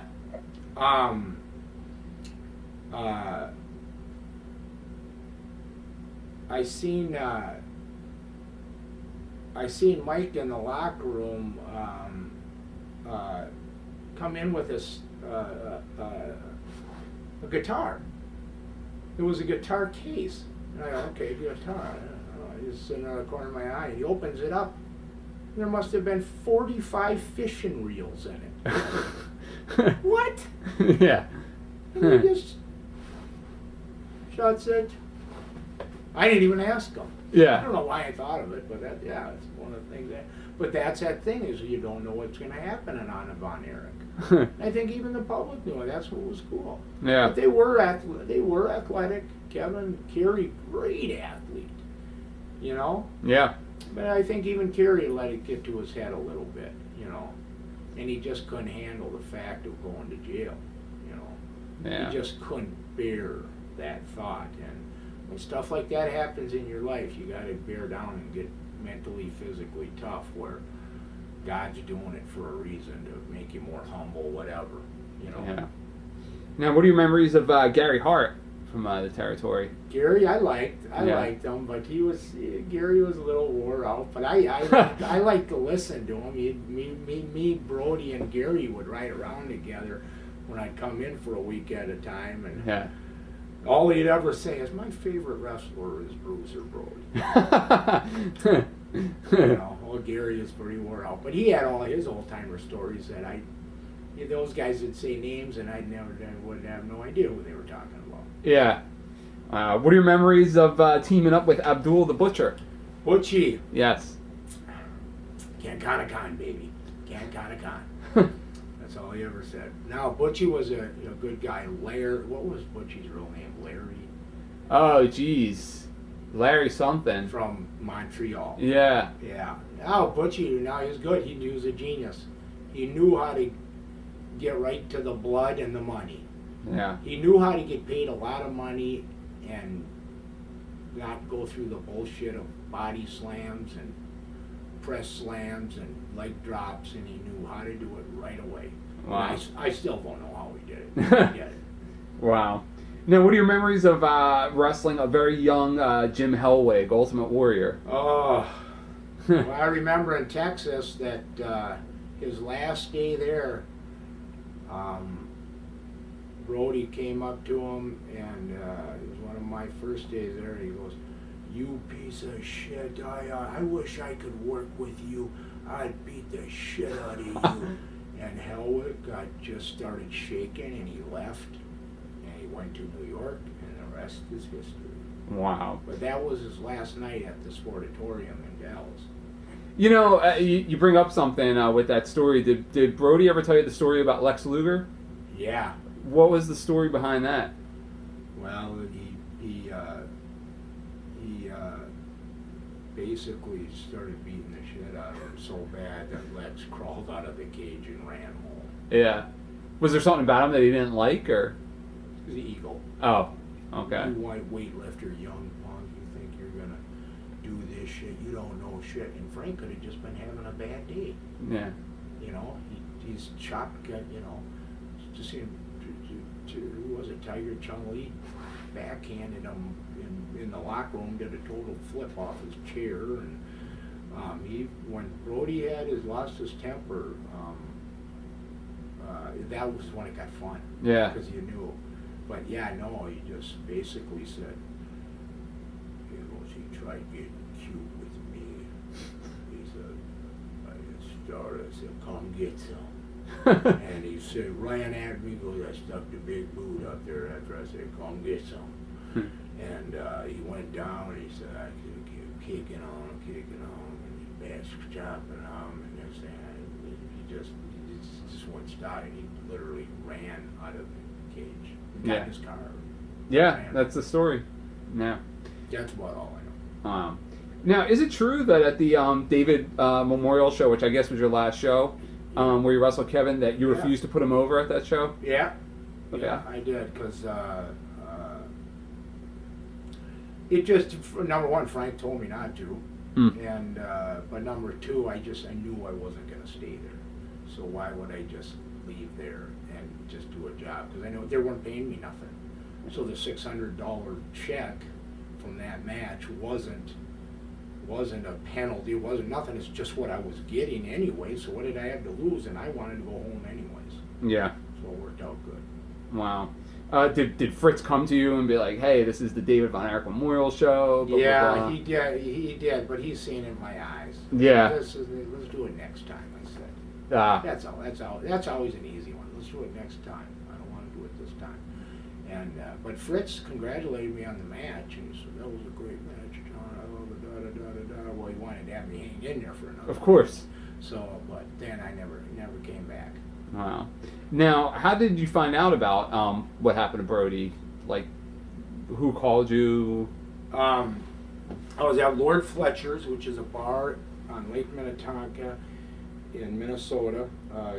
Kind of a lot of stars got houses on it. It's a gorgeous lake, an hour west of Minneapolis, and I was at the bar, and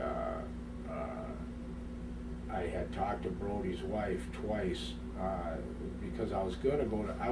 There was a possibility he was going to get me in to go to Puerto Rico. I had never been there, and he ended up going there, and I didn't really care. So I was out drinking with the Nasty Boys that night, Knobs and Sags, and Wayne, and Wayne wasn't even in the business, and the Beverly Brothers. Yep. And Barbara, Frank's wife, called Lord Fletcher's because she got my wife, said, I think, Barb, what's up? She goes, I think, what's up? She goes, I think he's at Lord Fletcher's out drinking. And she was in shock, I don't know how long ago after it happened. I would say, I guess 7-8 hours. And she had called, and I thought she was joking at first, and I said, Barb, you're serious? Oh my God, are you all right? I said, I can't talk to you here. She goes, I'm just notifying some close friends right now. That's all I'm doing, John. She didn't want to talk about it either. Yeah. So I called her back a couple days later. I did not. The one thing I do regret is not going to his funeral. And I wish I don't know why I didn't. I was just shitty at funerals. I felt so bad about everything. But my own life, I think I wasn't doing very well then. And long story short, wrote her a couple letters. She wrote back a couple times. And that was sooner that just fizzled off. Yeah. And, that's when I found out. I think it was early July 1988. How hard did you take it? It was tough. I tell you why. Is number one, he was a friend, and it was tough. I just couldn't even believe it, and it was so vicious and it was so brutal.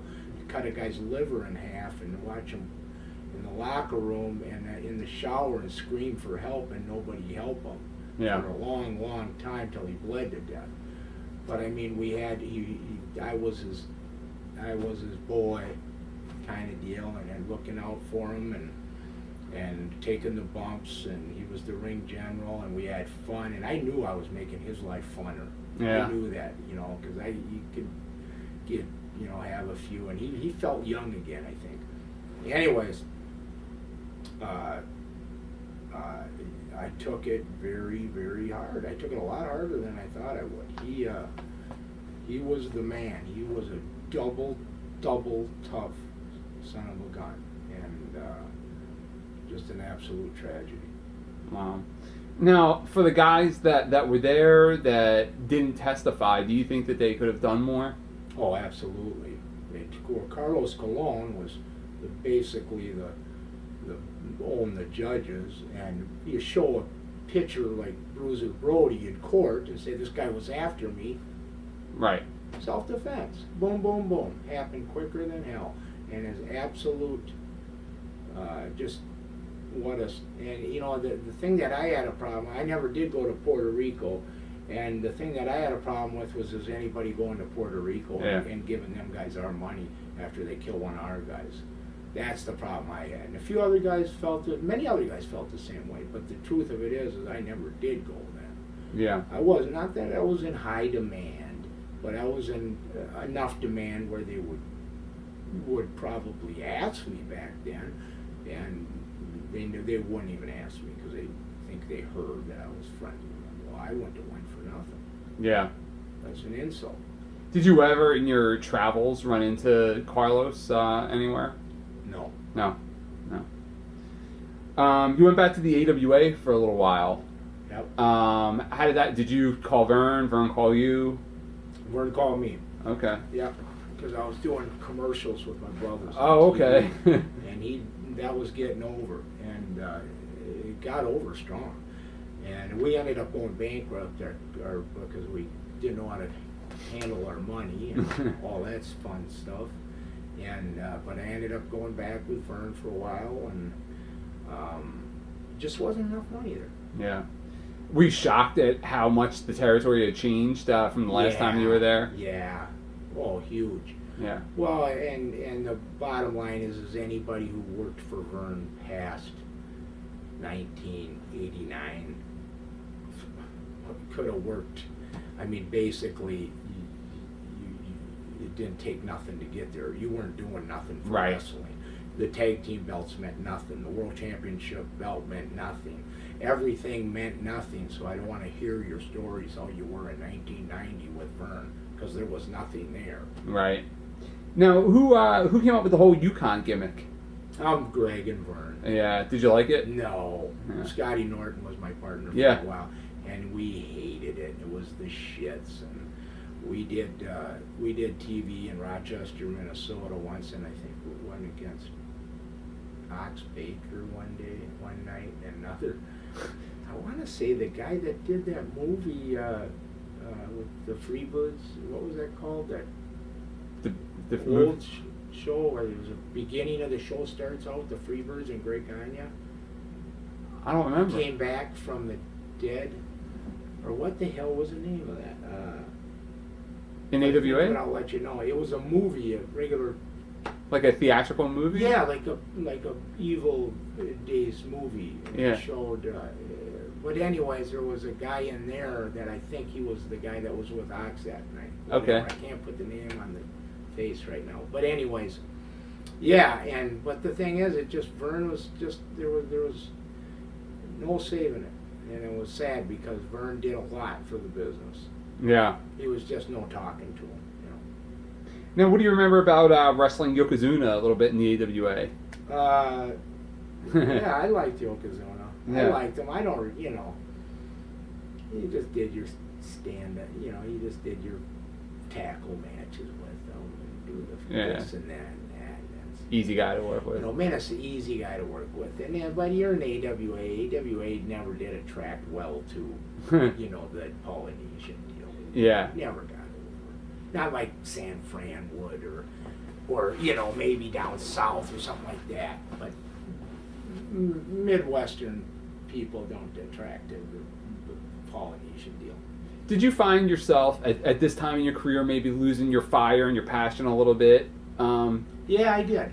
Yeah, I think it did take the wind out of my sails a little bit because, Eddie Mansfield first showed the blade in 1984. And on and on, and you do lose your fire, and I just started losing it a little bit. And well, now Vince owns the whole world, so I'm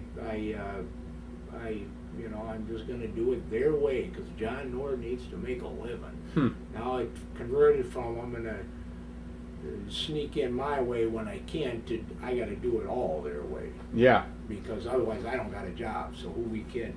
So. Now, how did you wind up there in the WWF at the time? Kurt Hennig got me in. Okay.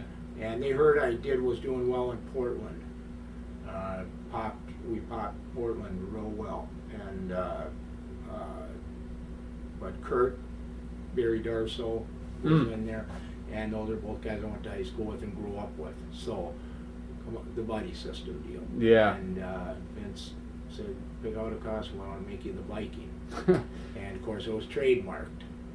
And Is that why they changed your name from the Viking to the Berserker? Some guy in Japan had it trademarked. Wow. Yeah, so, and I always hated the Berserker. I hated the name. But Vince wanted it, and he was going to do whatever he was going to do. So I was just glad to be on payroll. Yeah.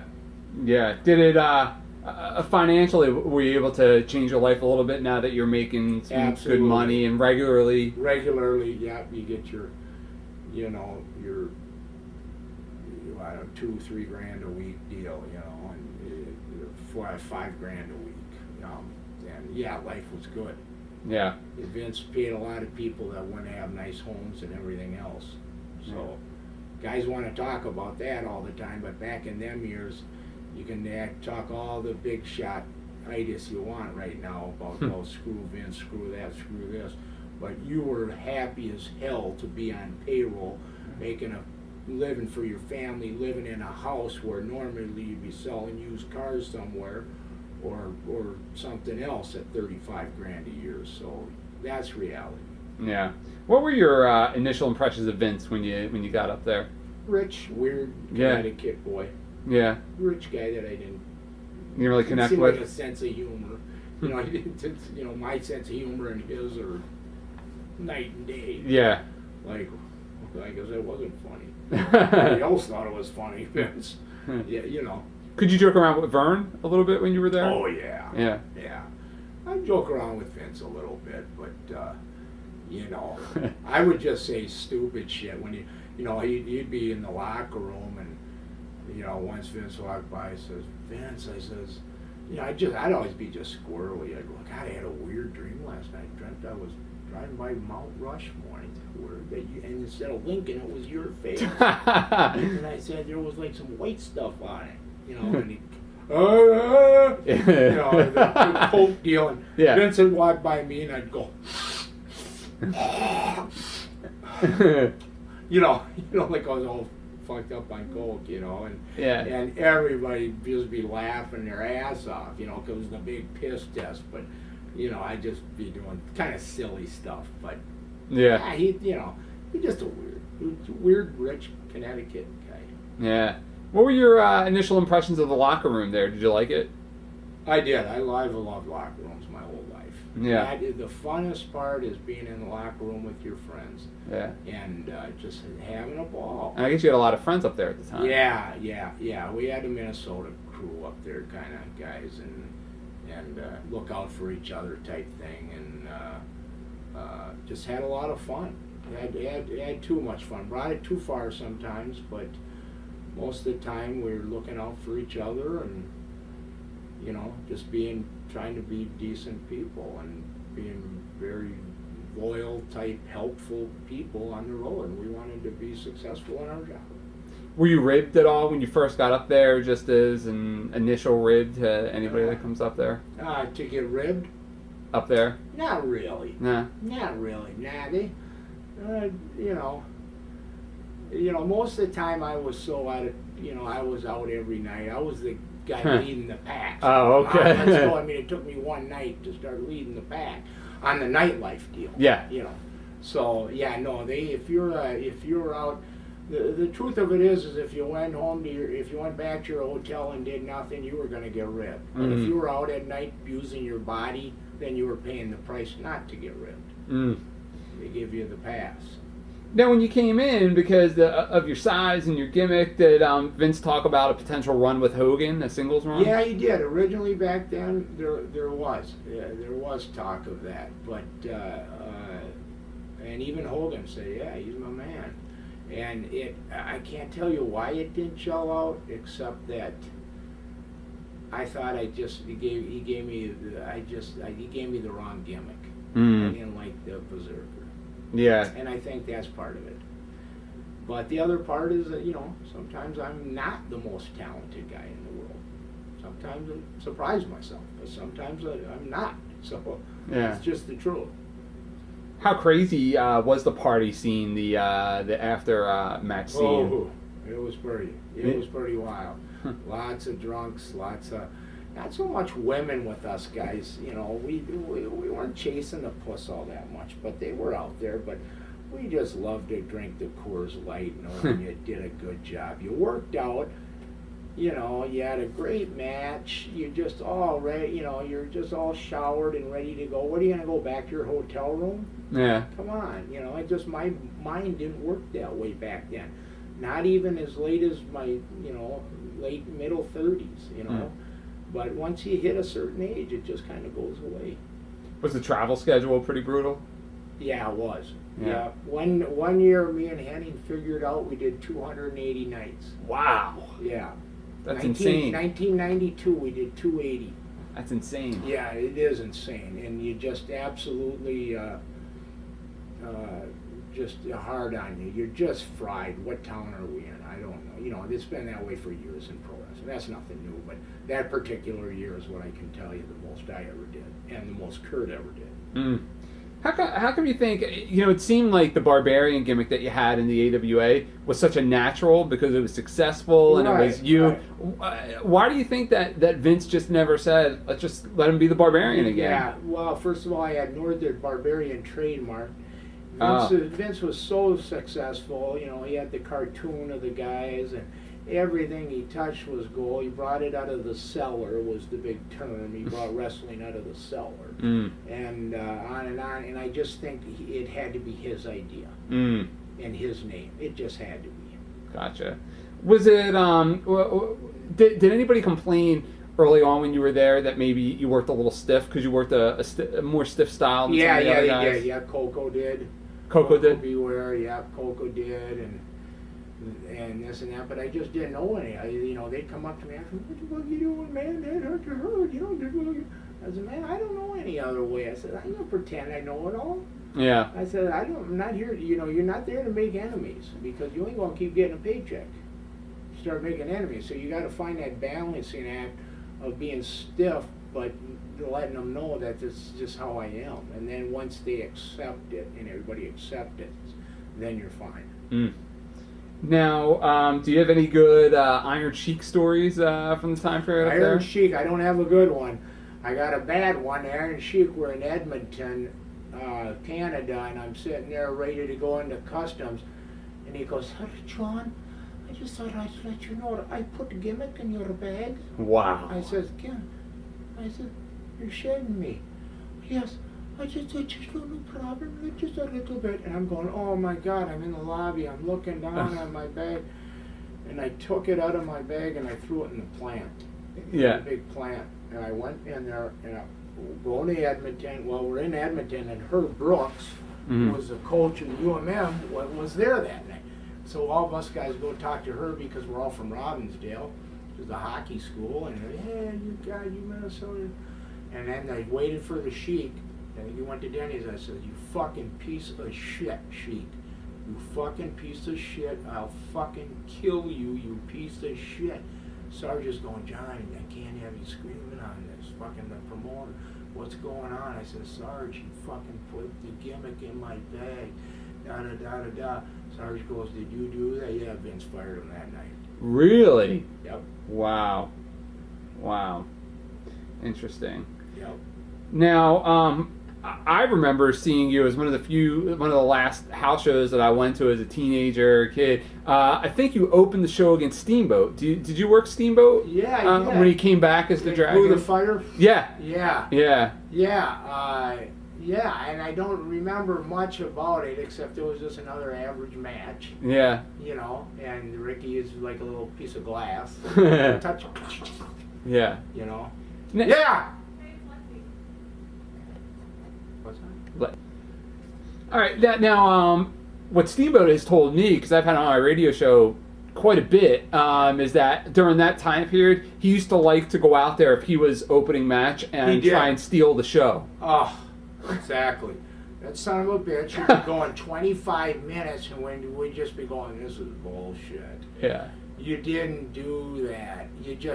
But see, the thing is right or wrong, you can look at it like it's helping you and you're getting one over on everybody, but the truth of it is he wasn't fooling everybody. He wasn't stealing the show, because that ain't what it's about. You don't steal shows. You please the promoter and the guys so you get pushed to the top spot. Yeah. And the thing is, he never got pushed to the top spot again, because I think it had partly to do with that. Because he did that and he got cute. They can't trust him. Cute. Yeah. You don't go 20 minutes to opening match when you got guys, and now they've seen everything, and now you got guys that are trying to, get their spot over. Yeah. Did you find a conflict with that, where you're saying to yourself, I, shouldn't be doing this. I shouldn't be going out there 25 minutes with him, where he wants to go the 25 minutes and do everything. Right. What's your question? Oh, my question was, when you worked him in the openers, did you find yourself conflicted where he would want to do all this stuff and work like you guys were in the main event, where you're thinking... Not so much with me. Okay. I think it's with guys that could fly around. Maybe when more guys his own size, like Skinner. Or, oh, okay.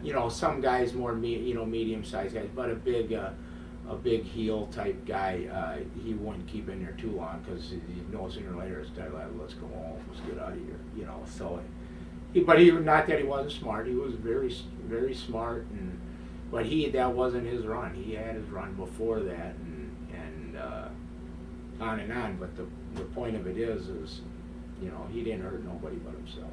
Yeah. Now, what are your memories of your matches with Davey Boy Smith? Oh, I loved it. Yeah. I had great matches with him.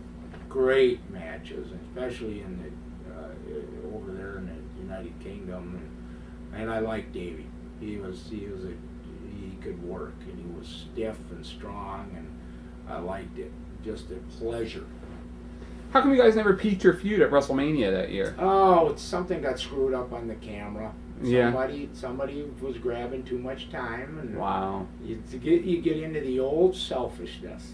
Anytime something's going wrong, somebody's got it. Just can't help themselves but be selfish. Wow.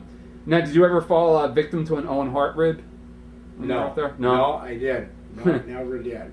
I never got ribbed. I just, if I did, I didn't even know it. I don't think. Yeah. But no, Owen was a great guy. God, I loved Owen. I was in Japan with him a little bit, and of course over there, but in that WWF. But no, I never did. Wow. I don't know how much you shared your time in the WWF with him, but did you remember Sid at all? Were you up there at the same time as Sid was? I was with Sid for a little while. Okay. What do you remember about Sid? Just him getting pushed hard, and being the monster, crushing tables, and I just never. I think that's when Backlund came back for a little bit around that late '92. Yeah. And I just didn't pay much attention to him. I never worked with him. So. Now, you actually had a little bit of a run, so to speak, with Snuka in the WWF. This was when he came back. Now, was it kind of hard to work with him because he seemed a lot older and he slower? was the piece of glass I was just talking about. Yeah. He was Jimmy, but you just did your best. Yeah. But the thing in the WWF I liked the most was they went up to the Undertaker and said, who can you have a good match with? Because he was having a hard time finding guys that he could have a good match with and working at that kind of speed, And I was the tennis ball and he was the racket kind of deal, and it worked out good. He said, I can have a good match with Nord. Oh, that's awesome. So I was proud of that. Well, we're in Toledo, Ohio, and I was dirty on my piss, and I go, I got emergence, and they're piss testing me. Well, the same night they're ready to push me, they're going to piss test. Wow. I got a family emergency, and I just left. And I came back the next night, avoided the piss test like a dumb shit, but I avoided piss tests, and then they just pushed me. They took it from there. So I got that run with him. And that's the most money I ever made. Yeah. Was when I had the run with Mark. And me and Mark were good friends from Japan in 1990, and we just always got along good. Yeah. Yeah. So, and we had good matches. Now, what are your memories of the 1992 Royal Rumble, the one that Ric Flair won? that you were in? Because even to this day, I don't know if you realize it, but like it's talked about as a legendary matchup. Yeah, the Royal Rumble. Yeah, the one that Flair won in '92 Yeah, that you were in. You know what? To be honest with you, I can't remember that much of it. I mean, I can, but as far as what I can remember, what I did, I know that guys worked hard in that night, and yet so many of the rumbles and everything can be. They just depend what kind of night you can get the guys on. You can be lazy, but I don't know what kind of good answer to give you on that, except I don't remember it that well. How come you don't think? How come you think, looking back now, you weren't pushed consecutively in the main events in the WWF during your run? A little bit untrustworthy. They didn't know if they wanted to put their money in a guy that made, but longevity. If I would have earned their trust for a longer time, it would have came around on my turn to be pushed. Yeah. You know, but I was always a short blast for 1 or 2 years, and time to get the hell out of here. I'm going crazy. You know, Yeah. 3 years, but kind of just take turns. Now, what are your memories of Mr. Fuji as your manager? Oh, Fuji. Oh, Mr. Fuji. Boy, he was sick. Fuji said, John, I have my little son, Kevin Lane. I said, I teach him. He has boys, come up to him at his school, say, haha, your mommy and daddy are getting a divorce. And I would teach him sidekick, fuck him up, I'd be going, what? Yeah. I said, Fuji, you don't tell your kid's getting, kicked out of school, and, my kid's going to play for USC, Fuji's just gone. But I loved him. Fuji's, I don't know, I can't remember any of the high-tech stories right now, but, he was funny. Yeah. Were you let down a little bit by when you did your little series of matches with Backlund? Because back in the day, Backlund was the man. Yeah, I was, and everybody else was too. Everybody that worked with Backlund when he made his comeback would but the people were different. Backlund had come back. Yeah. And the people would be going, who is this guy and why is he smiling that much? Yeah. This guy's nuts. And they just farted. They just shit on him. Yeah. Didn't mean nothing. But Bobby was a great guy, and he was a great guy to drink beer with. But he just wasn't all there, and he just wasn't. He's outdated. Yeah. Quick. Yeah. Now, Ultimate Warrior was around here. Obviously, you spent a real brief amount of time with him. One day in Texas. Yeah. How did the guy change as compared to when you saw him in Texas? Well, he was humbled in Texas, and he was a Dingo Warrior, and Brody basically embarrassed him just immensely in front of everybody, and left, and he tried to bury that memory, but he remembers me standing there. So it was always a little bit of uneasiness with Jim, because they were like, Jim, I don't hold it against you, and I don't think bad of you. Yeah. We've all been embarrassed in this business. And on and on. So he knew I knew about that. So I always think he kept his difference. Yeah. You know what I'm saying? Yeah, absolutely. Absolutely. And but I worked with him, I don't know how many nights, and did some tags and stuff, but he was easy to work with. It's just he just expected it all, and and back then you weren't worried so much about the workers, you were the agents. Boy, if you don't give them the whole match, well, yeah, Nord's causing trouble. He ain't giving the Warrior the whole match. Oh, what's his problem? Now you're causing friction with your boss, and you're making $5,000 a week, and you don't got to do that. Yeah. So why would you do that? Do you think that he's as crazy as a lot of guys say that he is, or a lot of guys are just jealous? He's just jealous. Yeah. No, he ain't crazy. Yeah. He's a pretty normal guy. He's a guy that, he had a huge ego, believed his own shit, and to a certain degree, you got to be like that to get really over. The guys that just don't, want their ego to wreck their lives or wreck of who they are, have a harder time getting over, because they don't believe their own bullshit. Yeah. Did you ever have a hard time about doing the job for anybody, or you just did whatever was asked for you? I pretty much did whatever I asked. You know, money was so good. You know, I think the hardest time I ever had, as far as just doing a job, was for Goldberg. In Really? 97. Oh, yeah, right. Because I was on a good streak of I didn't do no jobs for nobody, and I wasn't getting hurt. They put me over on Nitro one night against the other Barbarian. Wasn't a great match, wasn't bad, but I was on a good streak of building block, and they had me do a job for them, and it was okay, but it was just hard. Yeah. And then I got hurt the next week, I hurt my neck, so it was whatever. It turned out. Wow. How did you wind up leaving WWF? WWF, basically walking out. Did you? I said, I just don't want to do this bullshit no more. I can't do it. And one of the last things we did was after SummerSlam, me and Hawk went out on a week ripper. Didn't go home, didn't call in. Both of us got pissed at us. We both pissed dirty and got 6 weeks off. Wow. That was late '92. Came back, everything's cool. Doing, you know, I think I was working with Brett, and I finally just said, man, I'm gonna go sell cars. You know, it's 1/3 the money, but I'm not. You know, it's hard to take a lot of guys, especially when the guys that you love, a few are gone now, and it just ain't the same type deal. Or Yeah. you're fucked up and got a dirty piss test, and things ain't the same that way. So. Wow.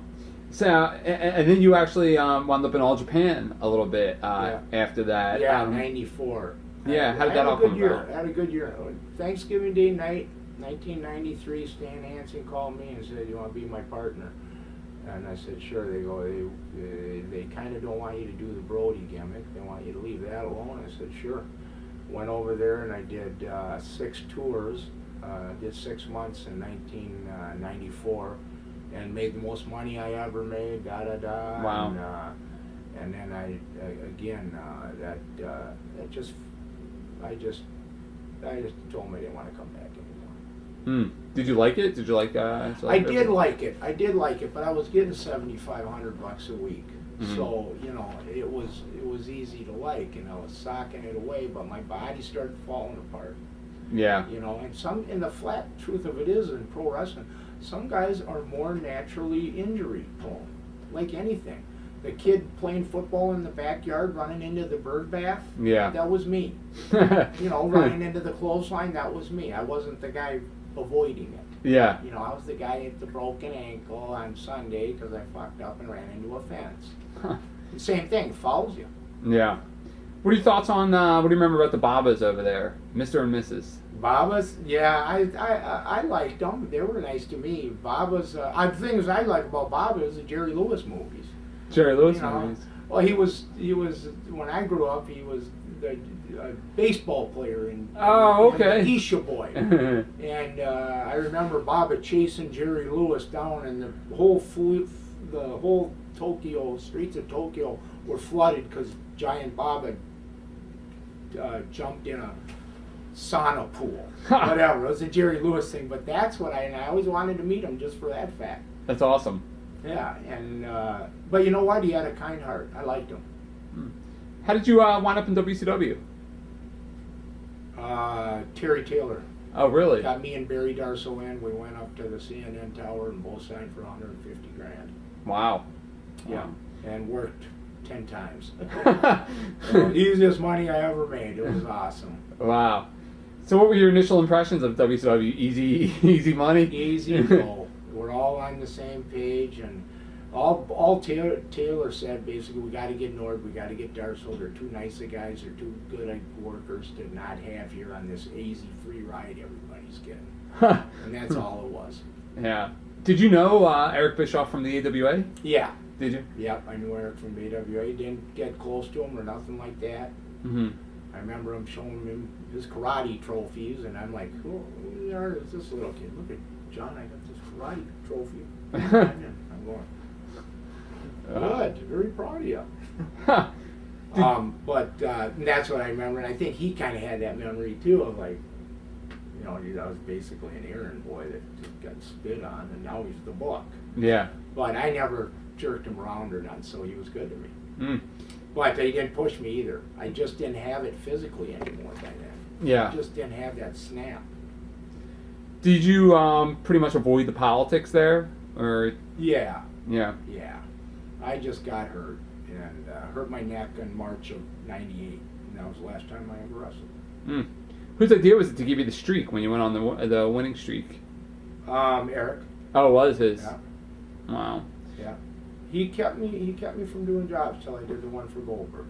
Wow. And he just said time to go with him all the way. It just wasn't in the big plans. Yeah. Did you kind of did you say to him when they wanted you to put over Goldberg, hey, you know?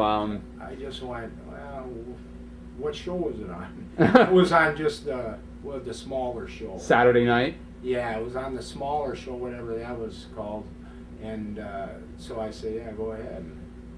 But, you know, the truth of it is I got hurt after anyway, so I don't remember how much it really bugged me. Yeah.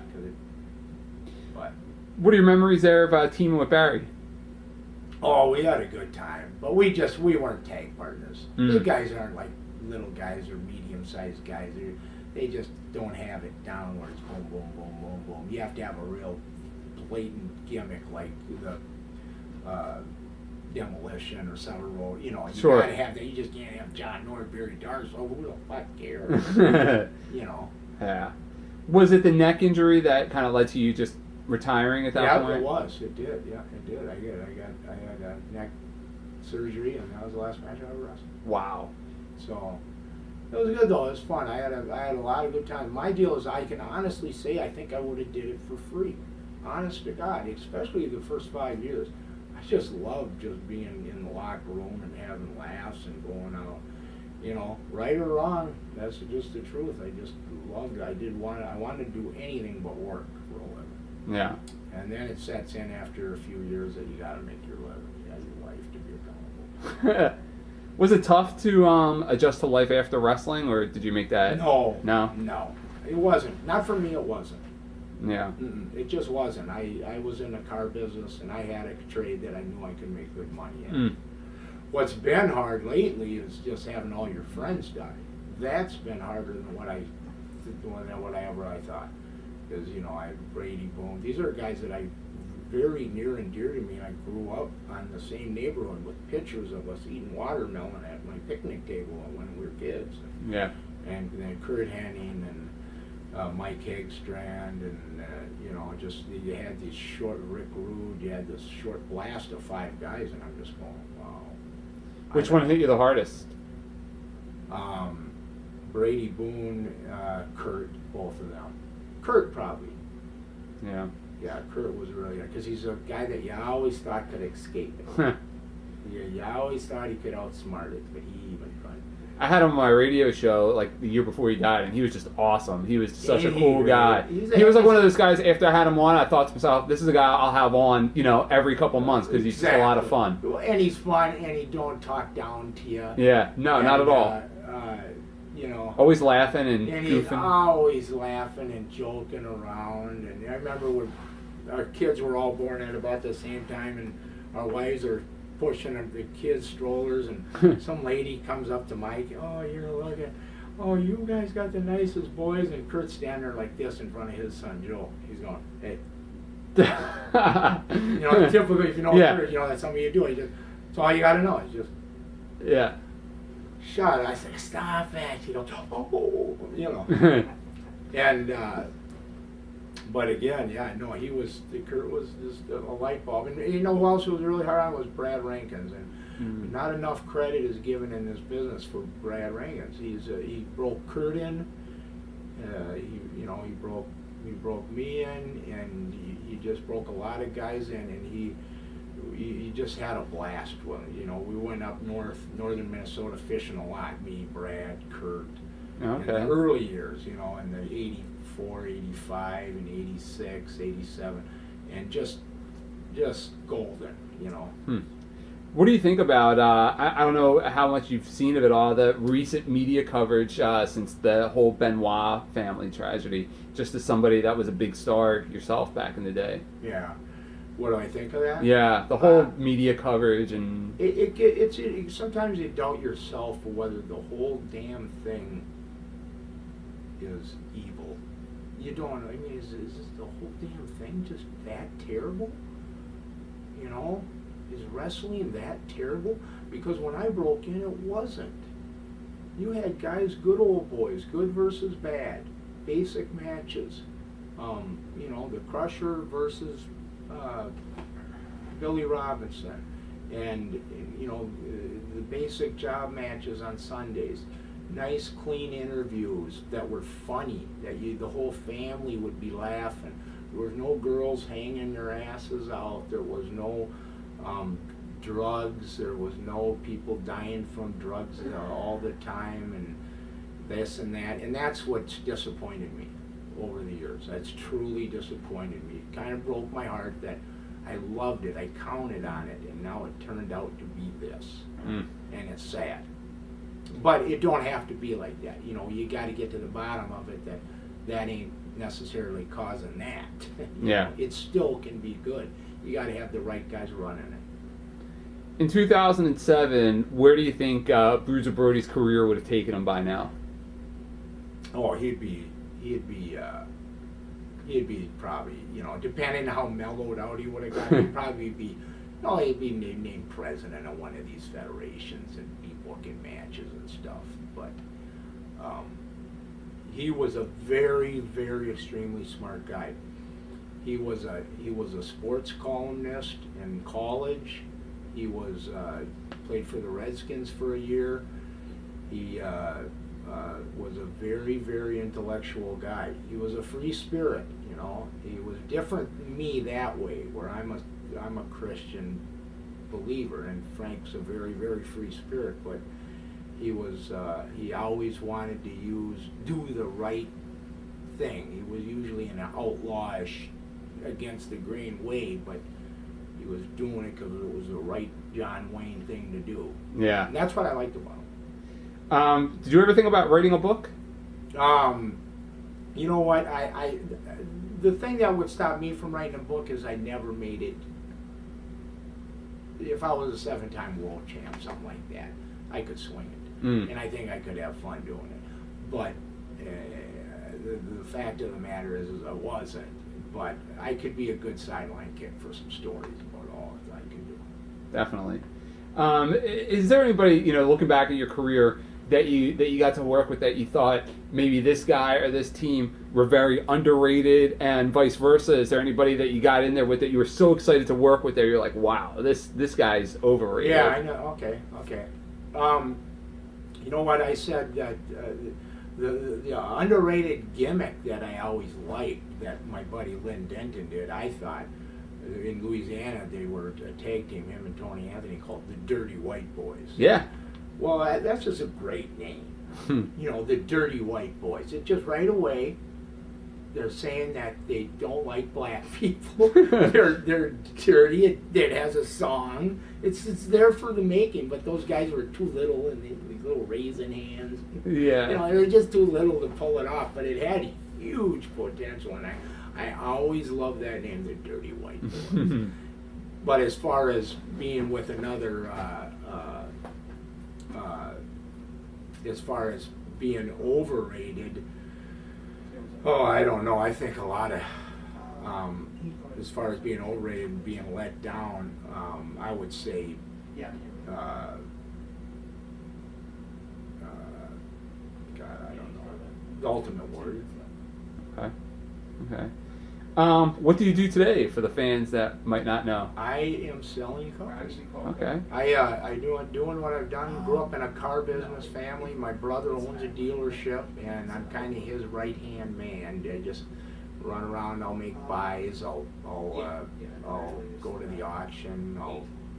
I don't sell them no more. But my brother owns a dealership in Spring Lake Park, Minnesota. 4 dealerships. Wow. And he does well, and he just kind of sidekicks me. Awesome. Now, my wife and kids I'm divorced, but the biggest thing I'm excited about right now is I got a son that wrestles for the University of Minnesota. Yeah. Heavyweight, and put in a plug for him for me, would you? Awesome. You just did. You just got to look out for him out there in college wrestling. And you also just signed a Jack's deal, right? You're gonna have your figures out. Yep, signed a Jack's deal. I'm grateful for that. Excited. It's I think, it's Jack's deal is one of these deals. It's either gonna like, holy shit! I just thought those guys were a bunch of guys that were running around losing money. Yeah.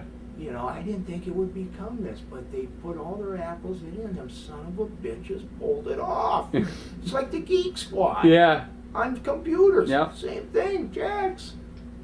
Maybe. We'll see. Yeah. Right?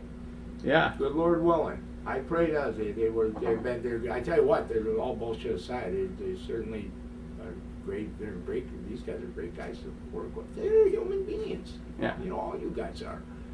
Shit. Of course, mostly, guys like over the years, most of them are great guys. Yeah. Except the wrestlers are the biggest problems. They're the biggest problem. In the few minutes that we have left, if there's maybe, I don't know, 1, 3, 4 favorite matches that you had, just a couple favorite matches you can think of off the top of your head. British Bulldog, United Kingdom.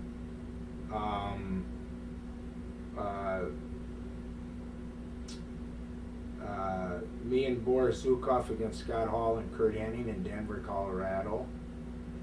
And The Undertaker. I did the same match, but The Undertaker is my favorite guy to work with. Wow. Yeah, absolutely. I could fly, and you just had the people all the time. And he loved it, I loved it. And I can't wait to run into him again.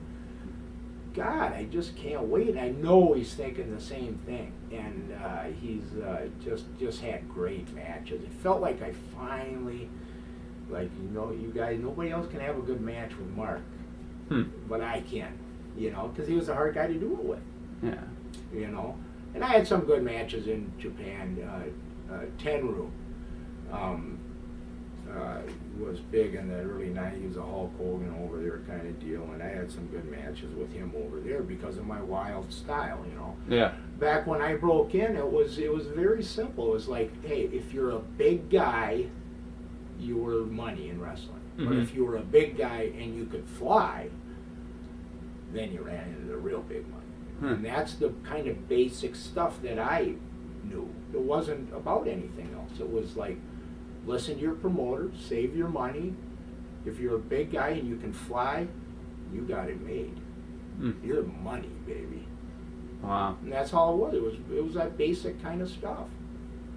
And just so much more than that now. I don't even understand it. Do you like doing these conventions that you're here for this weekend? You know what? I don't do that many, but the ones that I do, I have a ball. I don't go out and raise hell like I used. Yeah. You just can't do it. I did. Barry said, yeah, these guys are great guys, and they actually pay. Your check's good.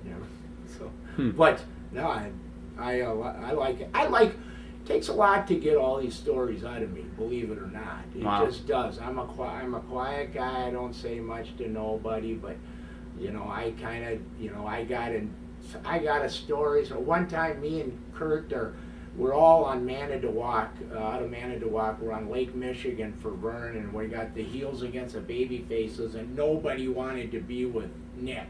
So Nick's on that boat alone, and it's going like this, and Nick's like this.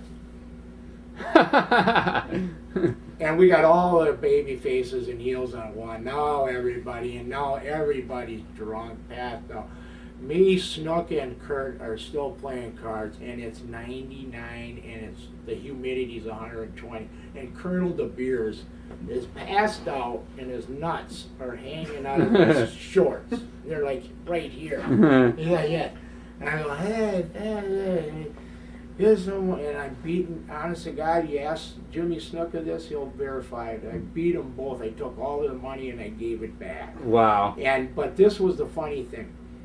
We looked over at De Beers, and there was a fly on his nuts. And we're going, oh God, look at that. Look at we're in one of these houseboats, Oh, God, that's funny as hell. We're laughing like that. We look over, there's 3 flies on there now. We look over a third time, there's like 85 flies on his nuts, and we're laughing so hard. We didn't have a camera, we didn't have nothing. You just got to take it. And that's my story on that. But just one of them funny things. But we had a lot of great stories, and the hardest part is when guys start dying like that, just hard on you. But words of Dick Murdoch, takes a good man to beat me, but it don't take him long. I can't think of a better way to end the interview. I want to thank you for being here today. Thanks, man. Awesome interview. And if there's a message you want to send to your fans that might be watching? You know what?